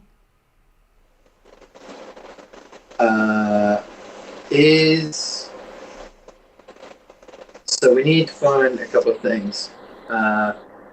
First of all, Piper's looking for his 2 swords.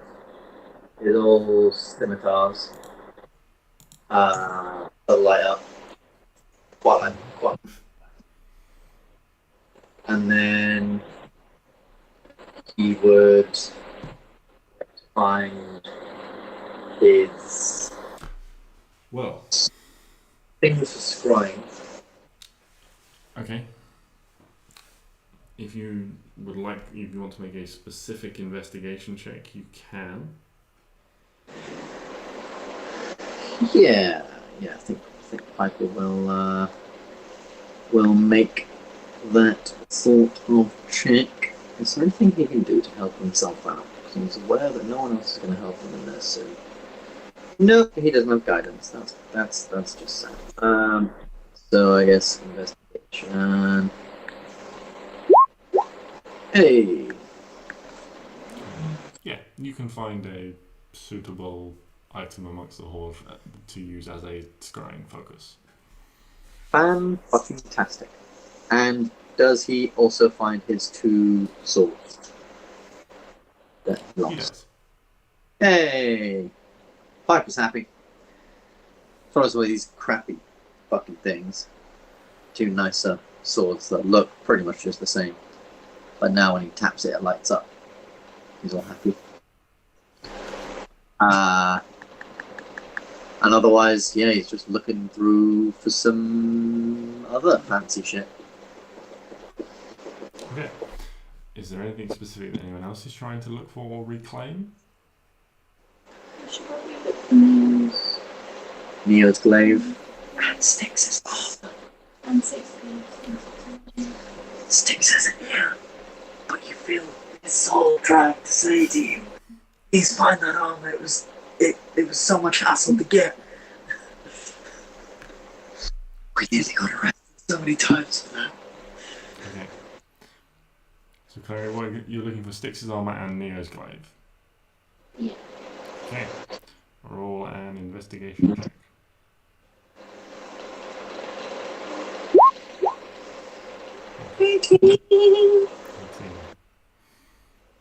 There is a lot of stuff here, and like digging through piles of it doesn't seem to be showing up. Either of them. Either of them. Oh, for Pete's sake. You would potentially guess they were some of the most recently added to the horde, and so they would have been some of the first to be removed, potentially. Shit. Okay. Not guaranteed, This is a piece of but shit. there is a veritable mound of stuff here. Stuff has been moved around, mixed about. A lot of stuff has been removed, you can tell. A lot of coins. You do see, amongst the horde though, some of the art pieces you recognise from the gallery. It seems like everything has been dumped here, so it's all in one location to be slowly piecemealed out.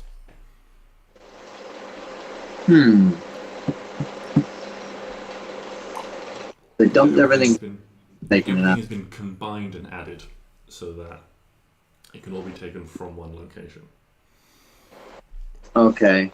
And then so they've done this combination thing, and now they've started to move it out somewhere. Mm-hmm. Oh, we have to find another fucking dragon lair. Okay. That's fine. So, anyone else looking for anything else? Oh, Or yeah. we could pick out some gold. What are you looking for? I want my bow, Okay. my dagger, Okay. Which dagger? hand and a half one. Okay. If I can find my my graffiti pen, that'll be lovely. But if I can't, that's fine. If There was I two can of them. find the phone to Matilda, that'll be nice. But if not, it's fine. Yeah, the more things you look for, the harder it is to find anything. Okay. So you're looking for 4 things. 5 things. 5. Okay. No, I'm not. No. No. Okay. Okay, I want to look for my bow and my dagger. Okay. You want to look for your bow and your dagger. Roll an investigation check. If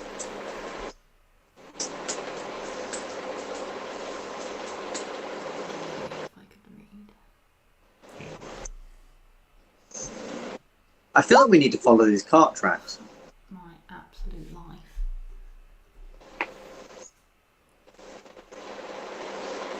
Great. Would you like to know what you have found? Also, how are you getting this volume of stuff anywhere? Necklace! Or at least that's our volume of stuff. The Rangers, they can fucking fend for themselves. They've been nothing but bitches. All night. That's a lie. They were very, very helpful in killing a dragon, but now that dragon's dead. Are you sure I can't find my bow? Yes. Not with a natural 1. Also, it's a natural 1. Fine, I looked for all of my stuff. Well, it didn't make any difference. No, it didn't. Oh. Your chances of finding things worsening. Can't I roll for each thing? I feel like it might not have been here anyway, because if Stix's stuff wasn't here, and Neo's stuff wasn't here, your stuff probably wasn't here either. I came here, like, what is now about a month ago. So... And rolled a 21 investigation check. And that. But I feel like, yeah, Neo's stuff ain't here, and Stix's stuff ain't here, then your stuff probably is with whatever other stuff, or it might be with the other stuff. We can have a Or look. it's right in front of me and I'm just blind. Or it's right in front of us and we're just blind. But Stix would like to suggest that we start loading up our things. Okay. Stix, Piper. And can I keep an eye out for when the Rangers are loading up whatever they're loading up? Yeah. To see if I might see a fancy bow or a fancy dagger. Or a fancy glaive. Mm-hmm. Or some fancy wooden armor that they might see. That they might be loading up for themselves. But otherwise, yeah, we'll just load up our stuff into the necklace and whatever we get, we'll get. Okay. So, you guys are only getting a portion of this because you're sharing it with the Rangers. Someone going to write this down? Who's going to write this down? Well, you don't have to write it down, but once I tell you, I'm going to not tell you again. No, I'm kidding. I wouldn't be that mean. So, starting with the coinage. Yeah, 75 platinum pieces. This is total. I'm not divvying it up between like 5 or 6 or whatever. I'm just going to give you the total. Wait, between us or us and the Rangers? This is what you guys get. Okay. Not the Rangers. I'm already taking stuff off for the Rangers. Cool. 75 platinum. 20,000 gold pieces. Oh my lord! Fuck your bow, we'll buy you a better one. 5,000 silver pieces. It's like 500 gold. 2,000 copper pieces. It's like it's like 20 gold. No. And yeah, 20 gold. 2,500 in precious gems.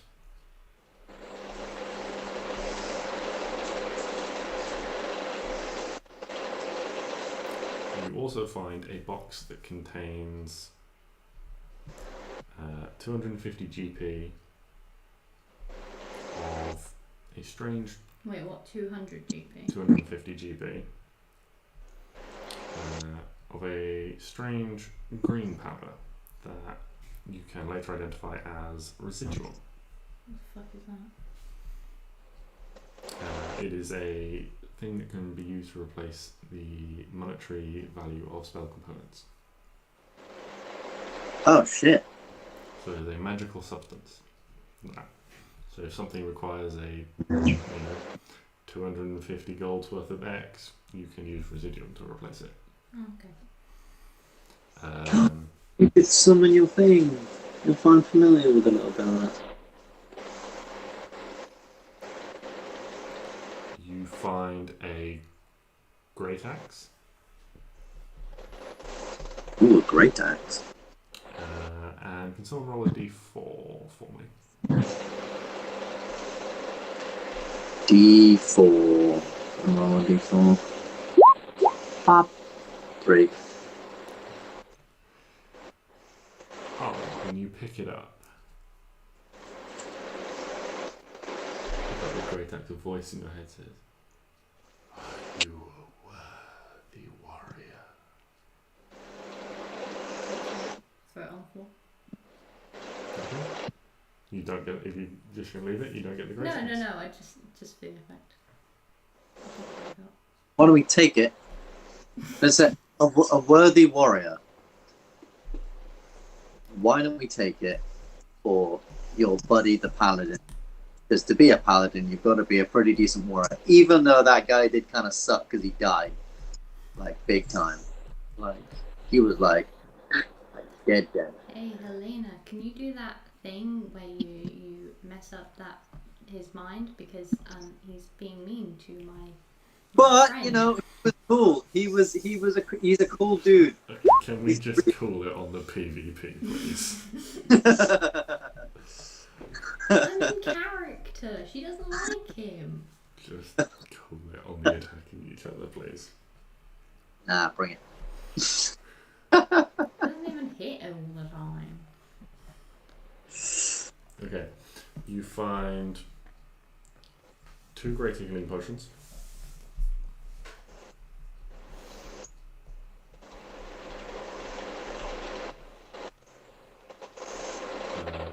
One superior healing potion. Ooh, superior healing potion. And 1 supreme healing potion. Oh shit. What is that? It's like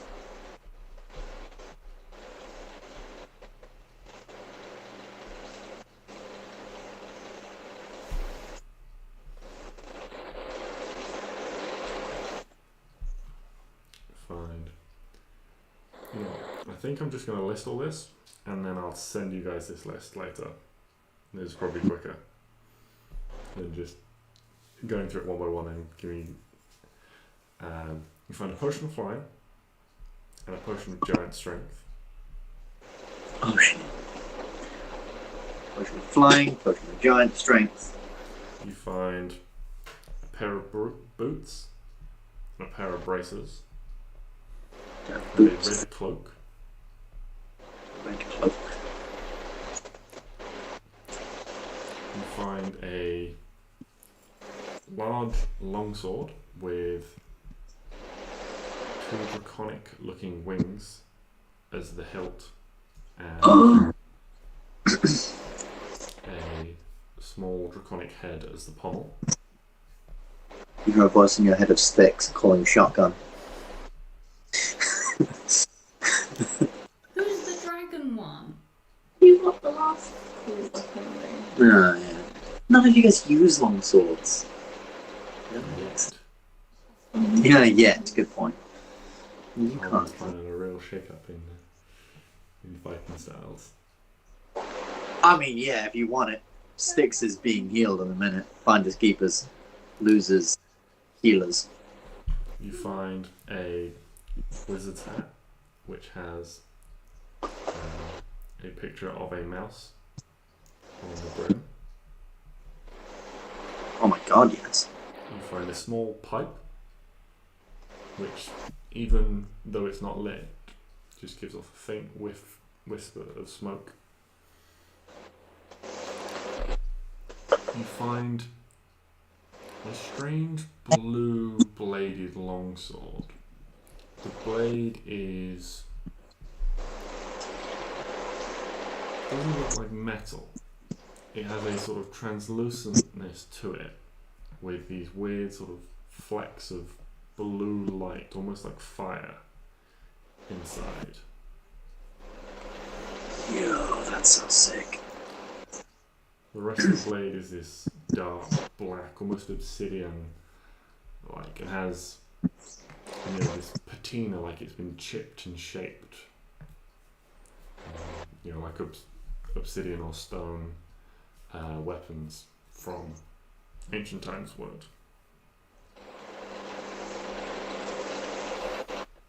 You find a wand, and you find another mandolin. Fuck yeah! Also, you find 1,000 gold's worth of painting. Oh. Nice.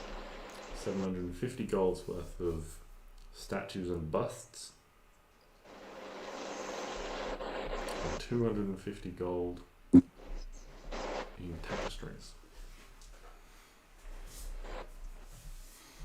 Guys, we gotta sell some shit. Oh, we need to sell some shit. Yeah. Anyone else thinking we need to make a trip back to Yelion to sell a bunch of stuff? I think we've got one thing we need to do first. Yeah, get Hugo. Thank you.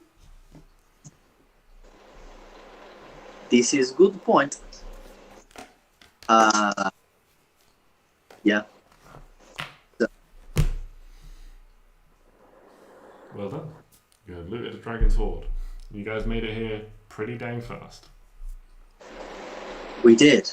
I am intrigued, however, by these cart tracks. Oh, did I see the others pull out any items that we were looking for?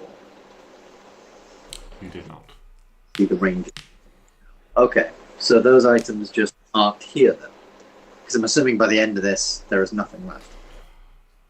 Pretty much. You guys have pretty much cleaned through. Cool. Yeah. I need to just double check everything after. I'll just double check Abby's list after the session. I might need to revise it just based on, but trying to split for the rangers on the fly. That's about it.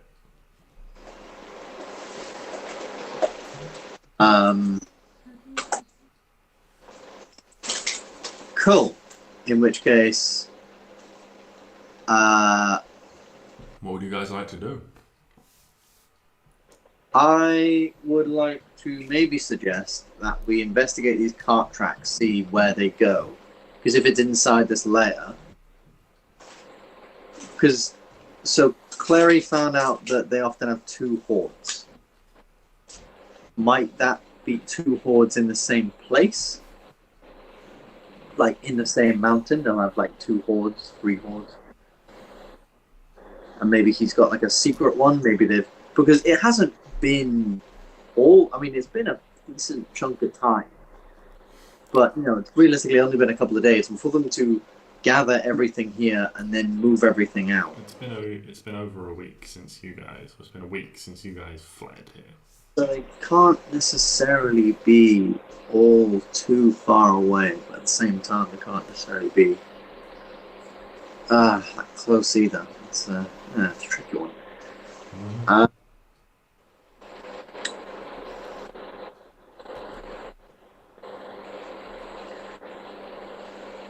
Yeah, why don't we... Oh, I don't know. I mean, we can try and investigate. I mean, depends on how much you guys want. There is more if you want to explore. if you want to check out any of the other parts you want to explore, there's the village. It's up to you guys, you know. What do you want? Where do you want to go from here? The Rangers are basically going to take everything they can fucking carry and leave. That's fair. Yeah, did we want to look for that other stuff? Your bow, Neo's glaive.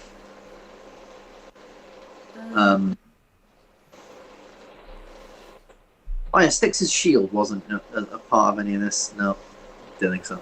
Fuck. I'm gonna be honest, just some of this stuff is just gone, guys. You know, it's just gone. It's just gone, and there's no way to find it again. I mean, if you could find the other hoard, then yeah, potentially, but you can't. Well, yeah. That's what I'm trying to think. We could follow these carts. Klari, make another intelligence check. Carts. We could potentially try and find the other hoard, and find that stuff if people wanted that stuff back.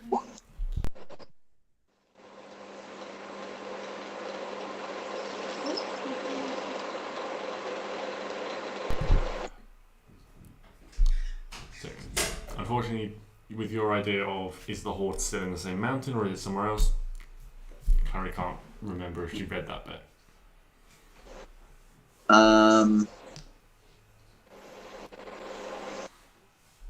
Yeah. Piper's kind of chill. If you want him to cast scrying and try and see where Hugo is, he will. Otherwise, we can go and look for that other hoard. Or if you guys are fine without that stuff, we can make tracks elsewhere. I mean, Arwen's first priority is going to be Hugo. Mm-hmm. So. That's fair. Are you doing that here? Probably get out of the mountain first. Okay. Are you taking a look at anything else along the way? Or are you just leaving all of that and heading straight? Could I make a perception check or something like that to see if I can see in what sort of direction those cart tracks lead? Most of this floor is stone. It's only like the occasional bit where it's a little bit muddy and things like that you can see these tracks. Outside is probably your best bet for that sort of thing. Okay, yeah. So probably, head out the way we came back to the village. Release places, thing. And from there out in the village, there was like a bunch of huts and stuff. We'll hold up on one of them, maybe see where any of those cart tracks are gone. Otherwise, I'll use the old scrying thing and get this shit going. Yeah. So if you're looking for cart tracks specifically, make a survival check. If you want to look through the village, make an investigation check.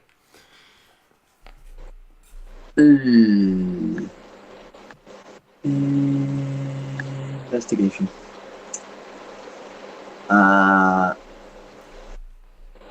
I will give. Arwen seems like a huntery person. I'll give her inspiration if she wants to make a survival check. Otherwise, I will make my own investigation check. Oh, 18, sweet. Hey. Now I roll well. Okay. So, Arwen, you walk through the village, and you can find periodically like traces of these tracks and things like that, and you start following them out. Maybe 5-10 minutes, they eventually cut out the village and begin to turn off, turning first east, then north. Before you decide to turn back again. Unless you want to persist in just trying to continue to follow them.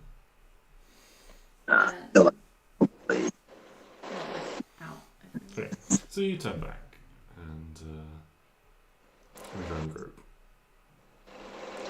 Piper, you start looking through some of the smaller huts. They don't really contain much. A few sort of knickknacks, a little bit of food, some sort of oddments of armour that have been, you guess, like, tried to be adapted to fit a larger draconic form, as opposed to a smaller humanoid form.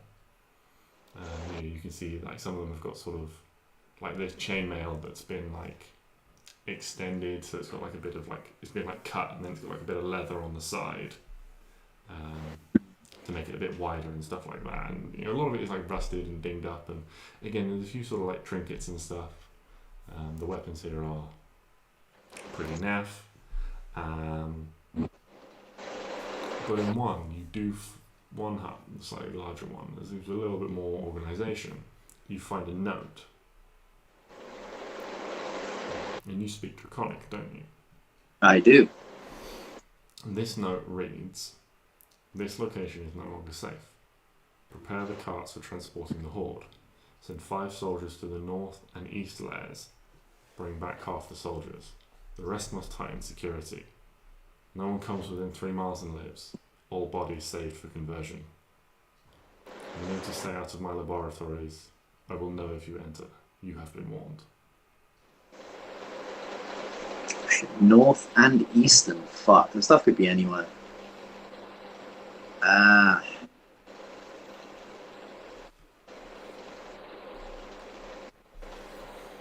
Yeah. Neo, is Neo okay? He just lost his glaive.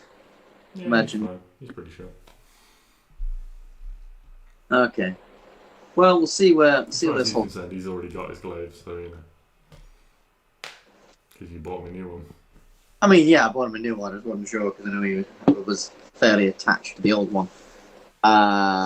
So, okay, in which case I'll hole up in one of these places, and I'll use this little thing, which I'm imagining is sort of like a crystal ball, and I will cast Scrying.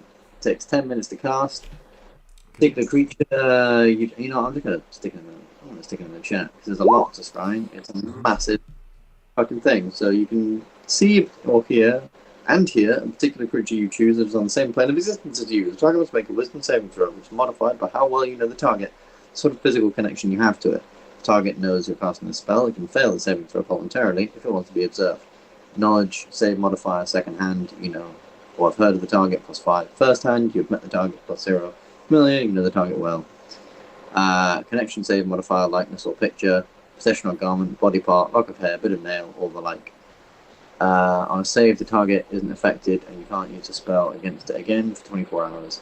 On a failed save, the spell creates an invisible sensor within 10 feet of the target. You can see and hear through the sensor if you're there. Sensor moves with the target remaining within 10 feet of it for the duration.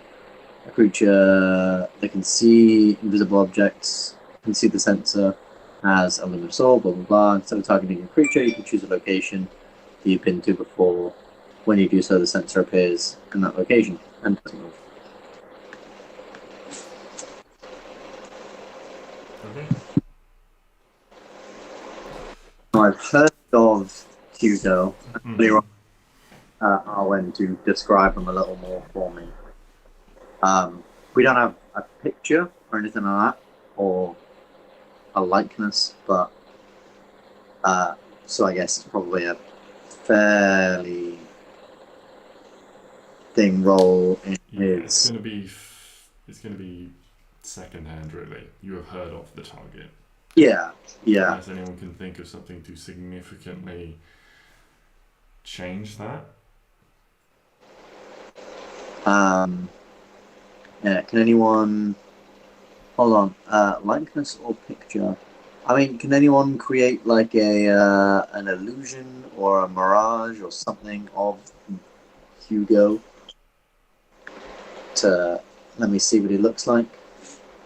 Or can anyone... No, I think that's about the only thing I know. Do you have any scales of his? Anything that belonged to him? anything like that.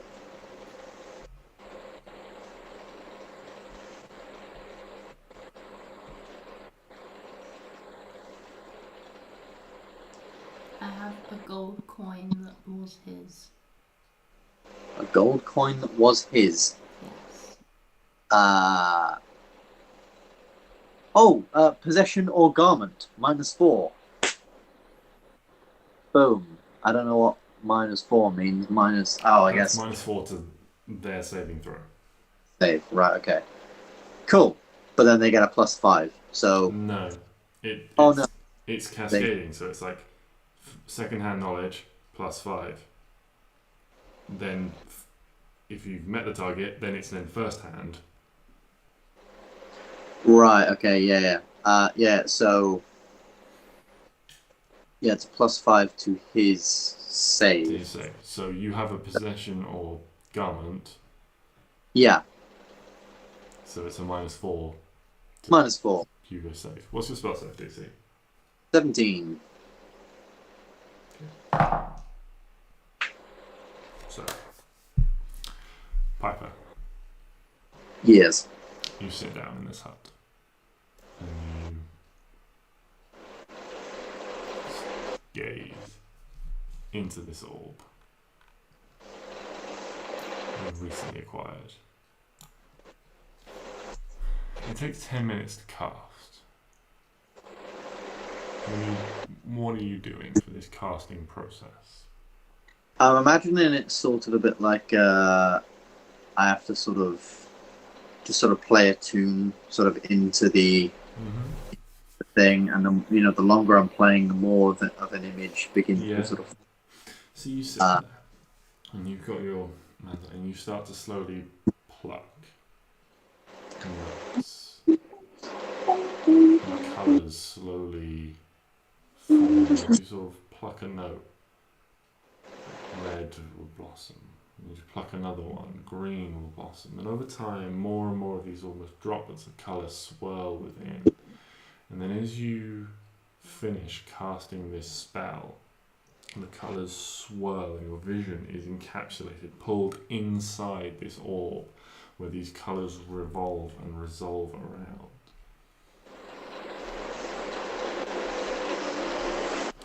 The vision is drawn through the sky, over the forest, moving west. Rapidly. Oh shit, that's not what I thought.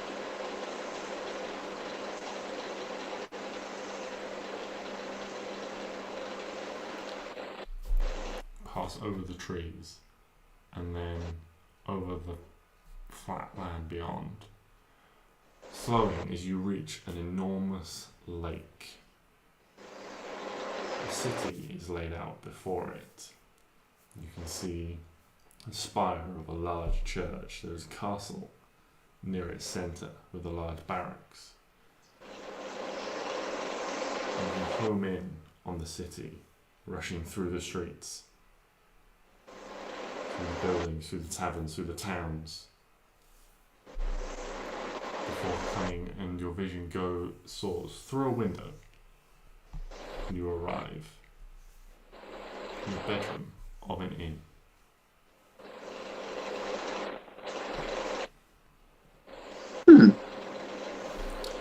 Inside the inn is a woman you don't recognize. She's very finely dressed, elegant done, long hair tied up. Jewelry on her hand and wrist is expensive, but subtle. The clothing again is well refined, has accents of quality, but is more demure.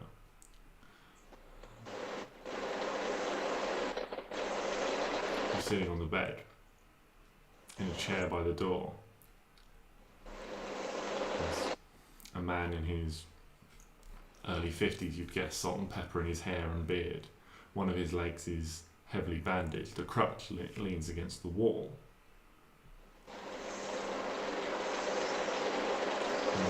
bed, coiled in a patch of sun coming through the window, is a small black dragon. About the size of a dog now. I'm assuming like a small dog, not like a dachshund kind of thing. Yeah. That would be some growth. Yeah, not like a Great Dane, you know, a reasonably small dog. Oh, how cool would that be? The two people are having a conversation. Yeah, I can see through the sense of quite a while. Yeah, for 10 minutes. Yeah. The two people are having a conversation. Let me just check my timeline. Okay. And the man speaks. How much longer must we stay in this city, my lady? Until we find people. I have to know what happened. He has to know what happened. And the closest people I had to friends in that city for a long time. Yes, I understand, my lady, but we promised we would be back. You promised you would be back within a week. We are fast approaching that deadline. If we do not return, then there will be ramifications. Think of your position. You have a duty, not only to your people, but to all the people of this nation, to sit and make the right decisions as you're in your position on the council. Wait, could this be? The woman sighs. She says, I know. I must do my duty. My father raised me to do so.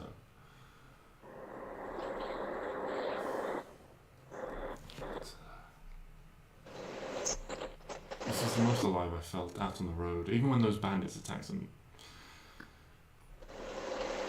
It was something, rather than being stuck in that forest with those stuck-up elves just arguing day in and day out about all the little things that go on. We know we must return. 2 more days. We have another meeting tomorrow.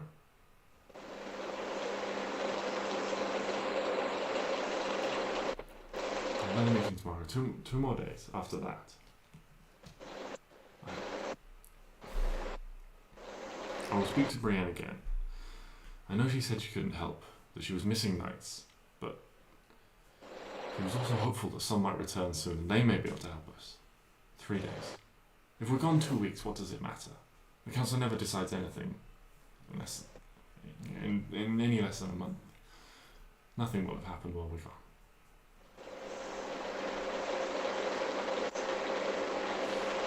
And conversation moves on as they start talking about more common things, you know, of do they have enough money to see them through and so on, things like that. Eventually it's like, well, the man stands up, gets his crutch and starts to hobble towards the door. He's like, well, I shall book us rooms for another week then.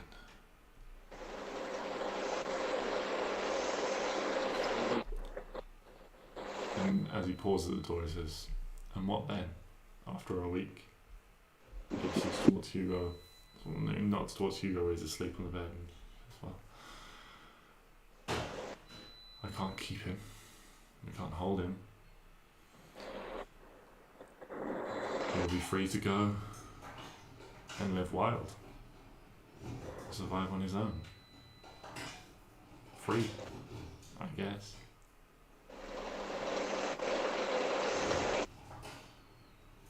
And your vision resolves back and you're pulling yourself up as you come out of this vision, staring into this orb and the colours. You realise your fingers kind of hurt as you've almost been subconsciously playing along this whole time, holding these notes. And you finally let the last one die as the colours that you see swelling this orb just dissipate into nothing and vanish once more. Okay. I'm going to do the bard thing. So, I create, immediately, I get up and I create a silent image of the sort of corner of that inn they were standing in. The bedroom of the inn, yeah. Yeah, the bedroom of the inn. And I will basically explain to them sort of, okay, so they're past the forest, they're now in the human lands and a place on the lake. Can you bring up the map for us? Obviously, we wouldn't know the map to perfection, but I feel like as a guy who went traveling a lot, I might have some reasonable understanding of some of these places. And therefore it could be... Oh god, there's so many lakes. It was west. It didn't look to go southwest at all. It was like directly west. Make an intelligence check for me.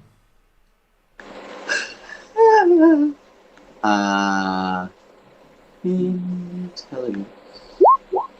Please be good. Fuck. There are a couple of big lakes west, and I you've didn't. visited one of them before that has a large city. You haven't visited the other one. You don't know what settlements are there. The one that I've visited before. You have visited Rosenzen.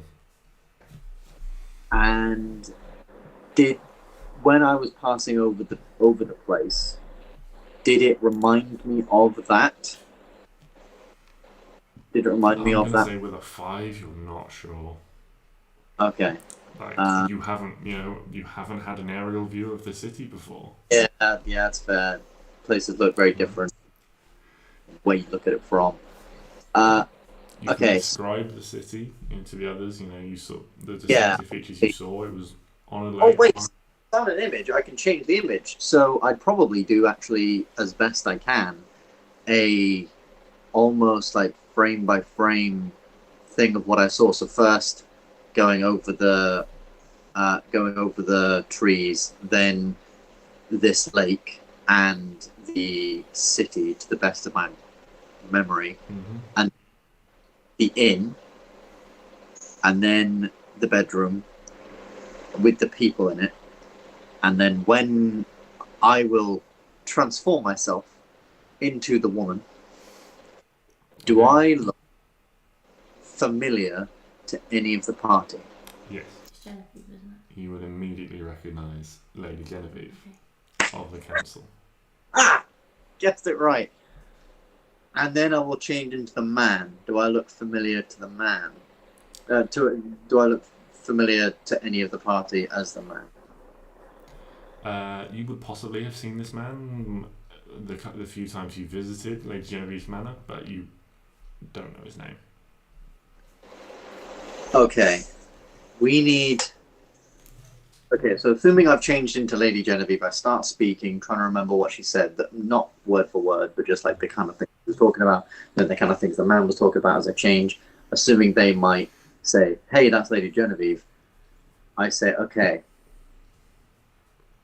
I think 2 things need to happen.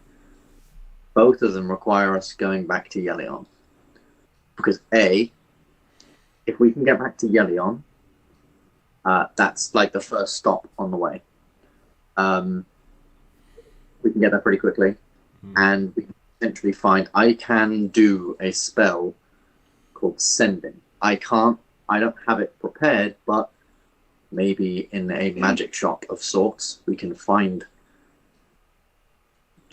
that, and we can do a sending spell of sorts, potentially.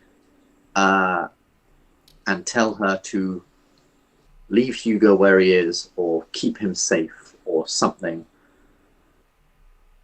Not to set him free, leave him where he is. What do you need for what do you need to know for sending? That is a very, very good question.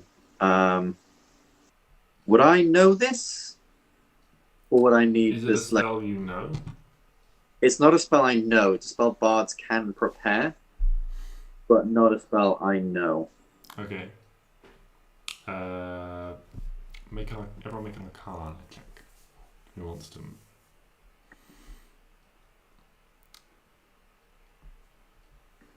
Piper, you can have advantage because it's on your spell list. Oi, let's go. So you would know this: to send this spell, you need to send it similar to message. Message is like local and close, so you can kind of pick your target if you can see them. Sending works by you need to be familiar with the target. Right, Specifically, okay. a creature with which you are familiar. Would it happen to be on the... Oh, I wouldn't know this.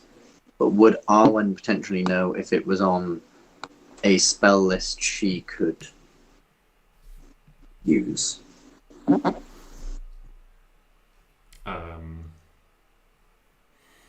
I mean, that's a real weird one of... It's not. Like- Basically, I'm just going to say it's not, rather than have a check surrounding it or anything like that. It's not on... Not on the druid spell list. No. It's Bard, Cleric, Wizard are the spell list. If I knew where she was, I could send Animal Messenger, but... Yeah. Okay, new plan. And sort of part of the plan. If we go back to Yelion, we can ask around where she is. You guys seem to be pretty, thing with her staff, so maybe they can find out where she is. I can also prepare a spell called Teleportation Circle. I might not know, well, I don't know the teleportation circle sigil of where she is, but maybe the College of Yelion might, or someone might. We can at least ask around, maybe try and teleport there real quick, so then we're done. Otherwise, it's a case of just being super fucking speedy. But if we can find out where she is, what city she's in, that would at least be good. Yeah. That would at least be a start. Okay. So, your plan is to head back to Yelion and see if you can work out what, based on what Piper remembers, what city she's in. Yeah. And while we're there, if we get the time, sell some stuff, find out what some stuff does, and maybe meet back up with Stix. Okay. For your future reference, the key features of this city that would be you would remember were there was a large cathedral. Yeah, one.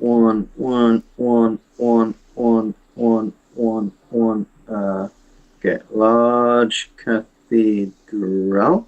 Yep, There was a castle, castle. and it was on a lake beside a river. Would be the big features you would have picked up in the the travel essentially to this scry was seconds of your vision flying over. Yeah, of course. So it's not the most clear thing. Yeah, the main thing is Yeah, of course. So, one other thing I was going to say. I've forgotten. It'll come back. Well, if there's nothing too pressing that anyone else wants to do, Really quickly, yeah. can I send a message to Aliyah, whatever her name is, just with an animal message, to say for when we get to Yelion, can you have this information for us of where Genevieve is, please? Yes, you can send that message. Just In case there's loads of... From Yeah, I will... at the end from Arwen. Yeah. Just point out, the duration of that spell is 24 hours. You are 3 days away. I can send it on a 4th level spell slot. What does that do? It increases by 48 hours for each slot above second. Is this third there? That says above second. If you cast a spell, you spells out of third. Ah, my apologies, I'm reading the wrong bit. So... Is it a second level spell or a first level spell? Second. So... Okay, yeah. So it'll get there. It's all good. Yeah, just scroll down a sec so I can read the spell. Covers about 50 miles per 24 hours. Okay. What are you sending it with? Just some random bird that I can see. Okay. So you can see the range. Base travels for the duration. Eagle carrying tactic of getting back quickly. It'll take you guys about 3 days, so it'll take it about a day and a half. And what information specifically are you asking for? Where can we find Genevieve? Okay. And maybe if she can get in contact with Genevieve. Yes. Okay. Like, To quickly. So, I can... Mm-hmm. Okay. Anything else that anyone else wants to do? I think that's pretty much it. Just I would suggest the polymorph turn into a giant eagle tactic. They get in the necklace, we fly back to Yelion, potentially make it there a little bit quicker. So with the spell slots you got, it cut down to about 2.5 days. Yeah. Which Those means the animal would only arrive a day before you did. Yeah, but if they need to go through like the council to ask for permission to know classified information, I don't know. The council's weird. I didn't want to waste time. It's alright, it's alright. Okay. Maybe. Well, if that's everything then, I think the only thing I'll say is whoever's gonna lead the way back to the city, can they make a survival check? Ooh, that is a problem. Because if we're doing bird plan, then I would technically do it. Can I get on Oh, your no. back? Yeah! If you get on my back, and then you can lead me, and I can just hold the necklace with you and Neo in it, if that's okay. With you and Neo. And Helena. She's gonna be dropped off. She's good. Cool. Don't worry. Still So better. Helena just leaves. Well, she's not just dipping, but like yeah. So you guys exit the mountain. Yeah. Um, She's gonna be like, gonna try and see if I can find out what's happened. I will talk to you guys at some point. Don't know when. Have if fun. Helena's leaving, you cannot use the necklace because it belongs to Helena. She will lend it. Okay, fine. She'll go to the city with you. Is Helena just going to give that up? No, that's right. She'll go to the city because actually there's probably a lot of stuff. And we haven't divvied up gold and stuff for each person, and I'm sure she'd probably want a little bit of that, so. Yeah. Cool. To Yelion! Fucking shit. Wait, do I get advantage? It's technically forest. Yeah. But I don't know if I get advantage. I get confused all the time.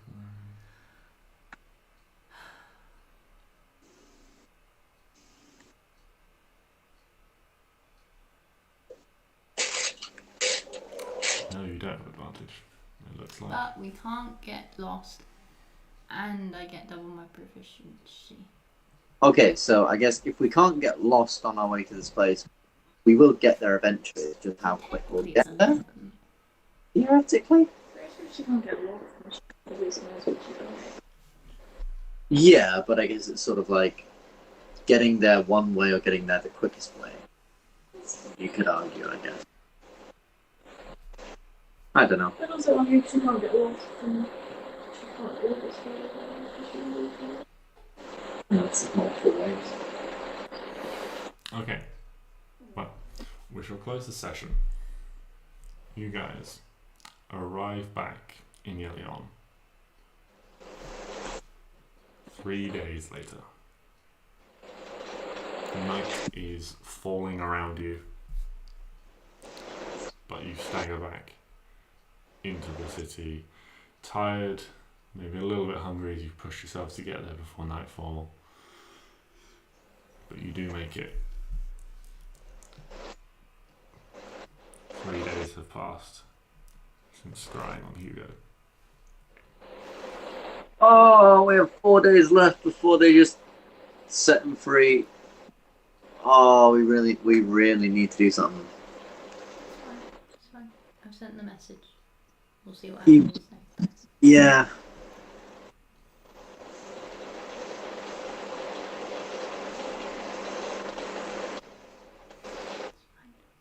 It's fine. It's fine. It's fine. Fine. It's totally fine.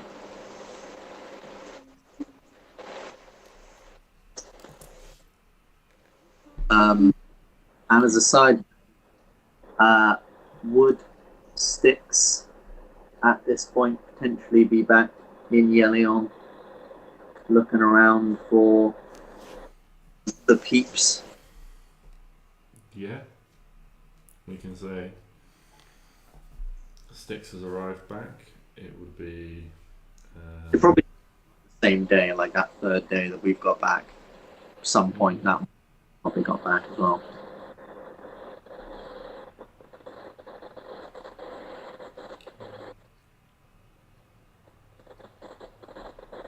Oh, I have miscounted my days. I'm going to have to do some recalculations on some stuff. But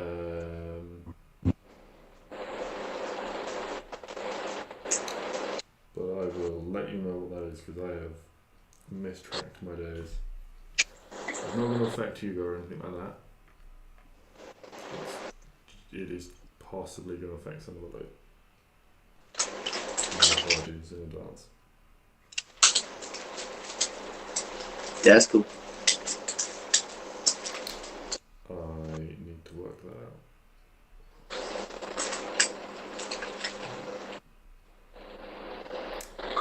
But yes, so it is.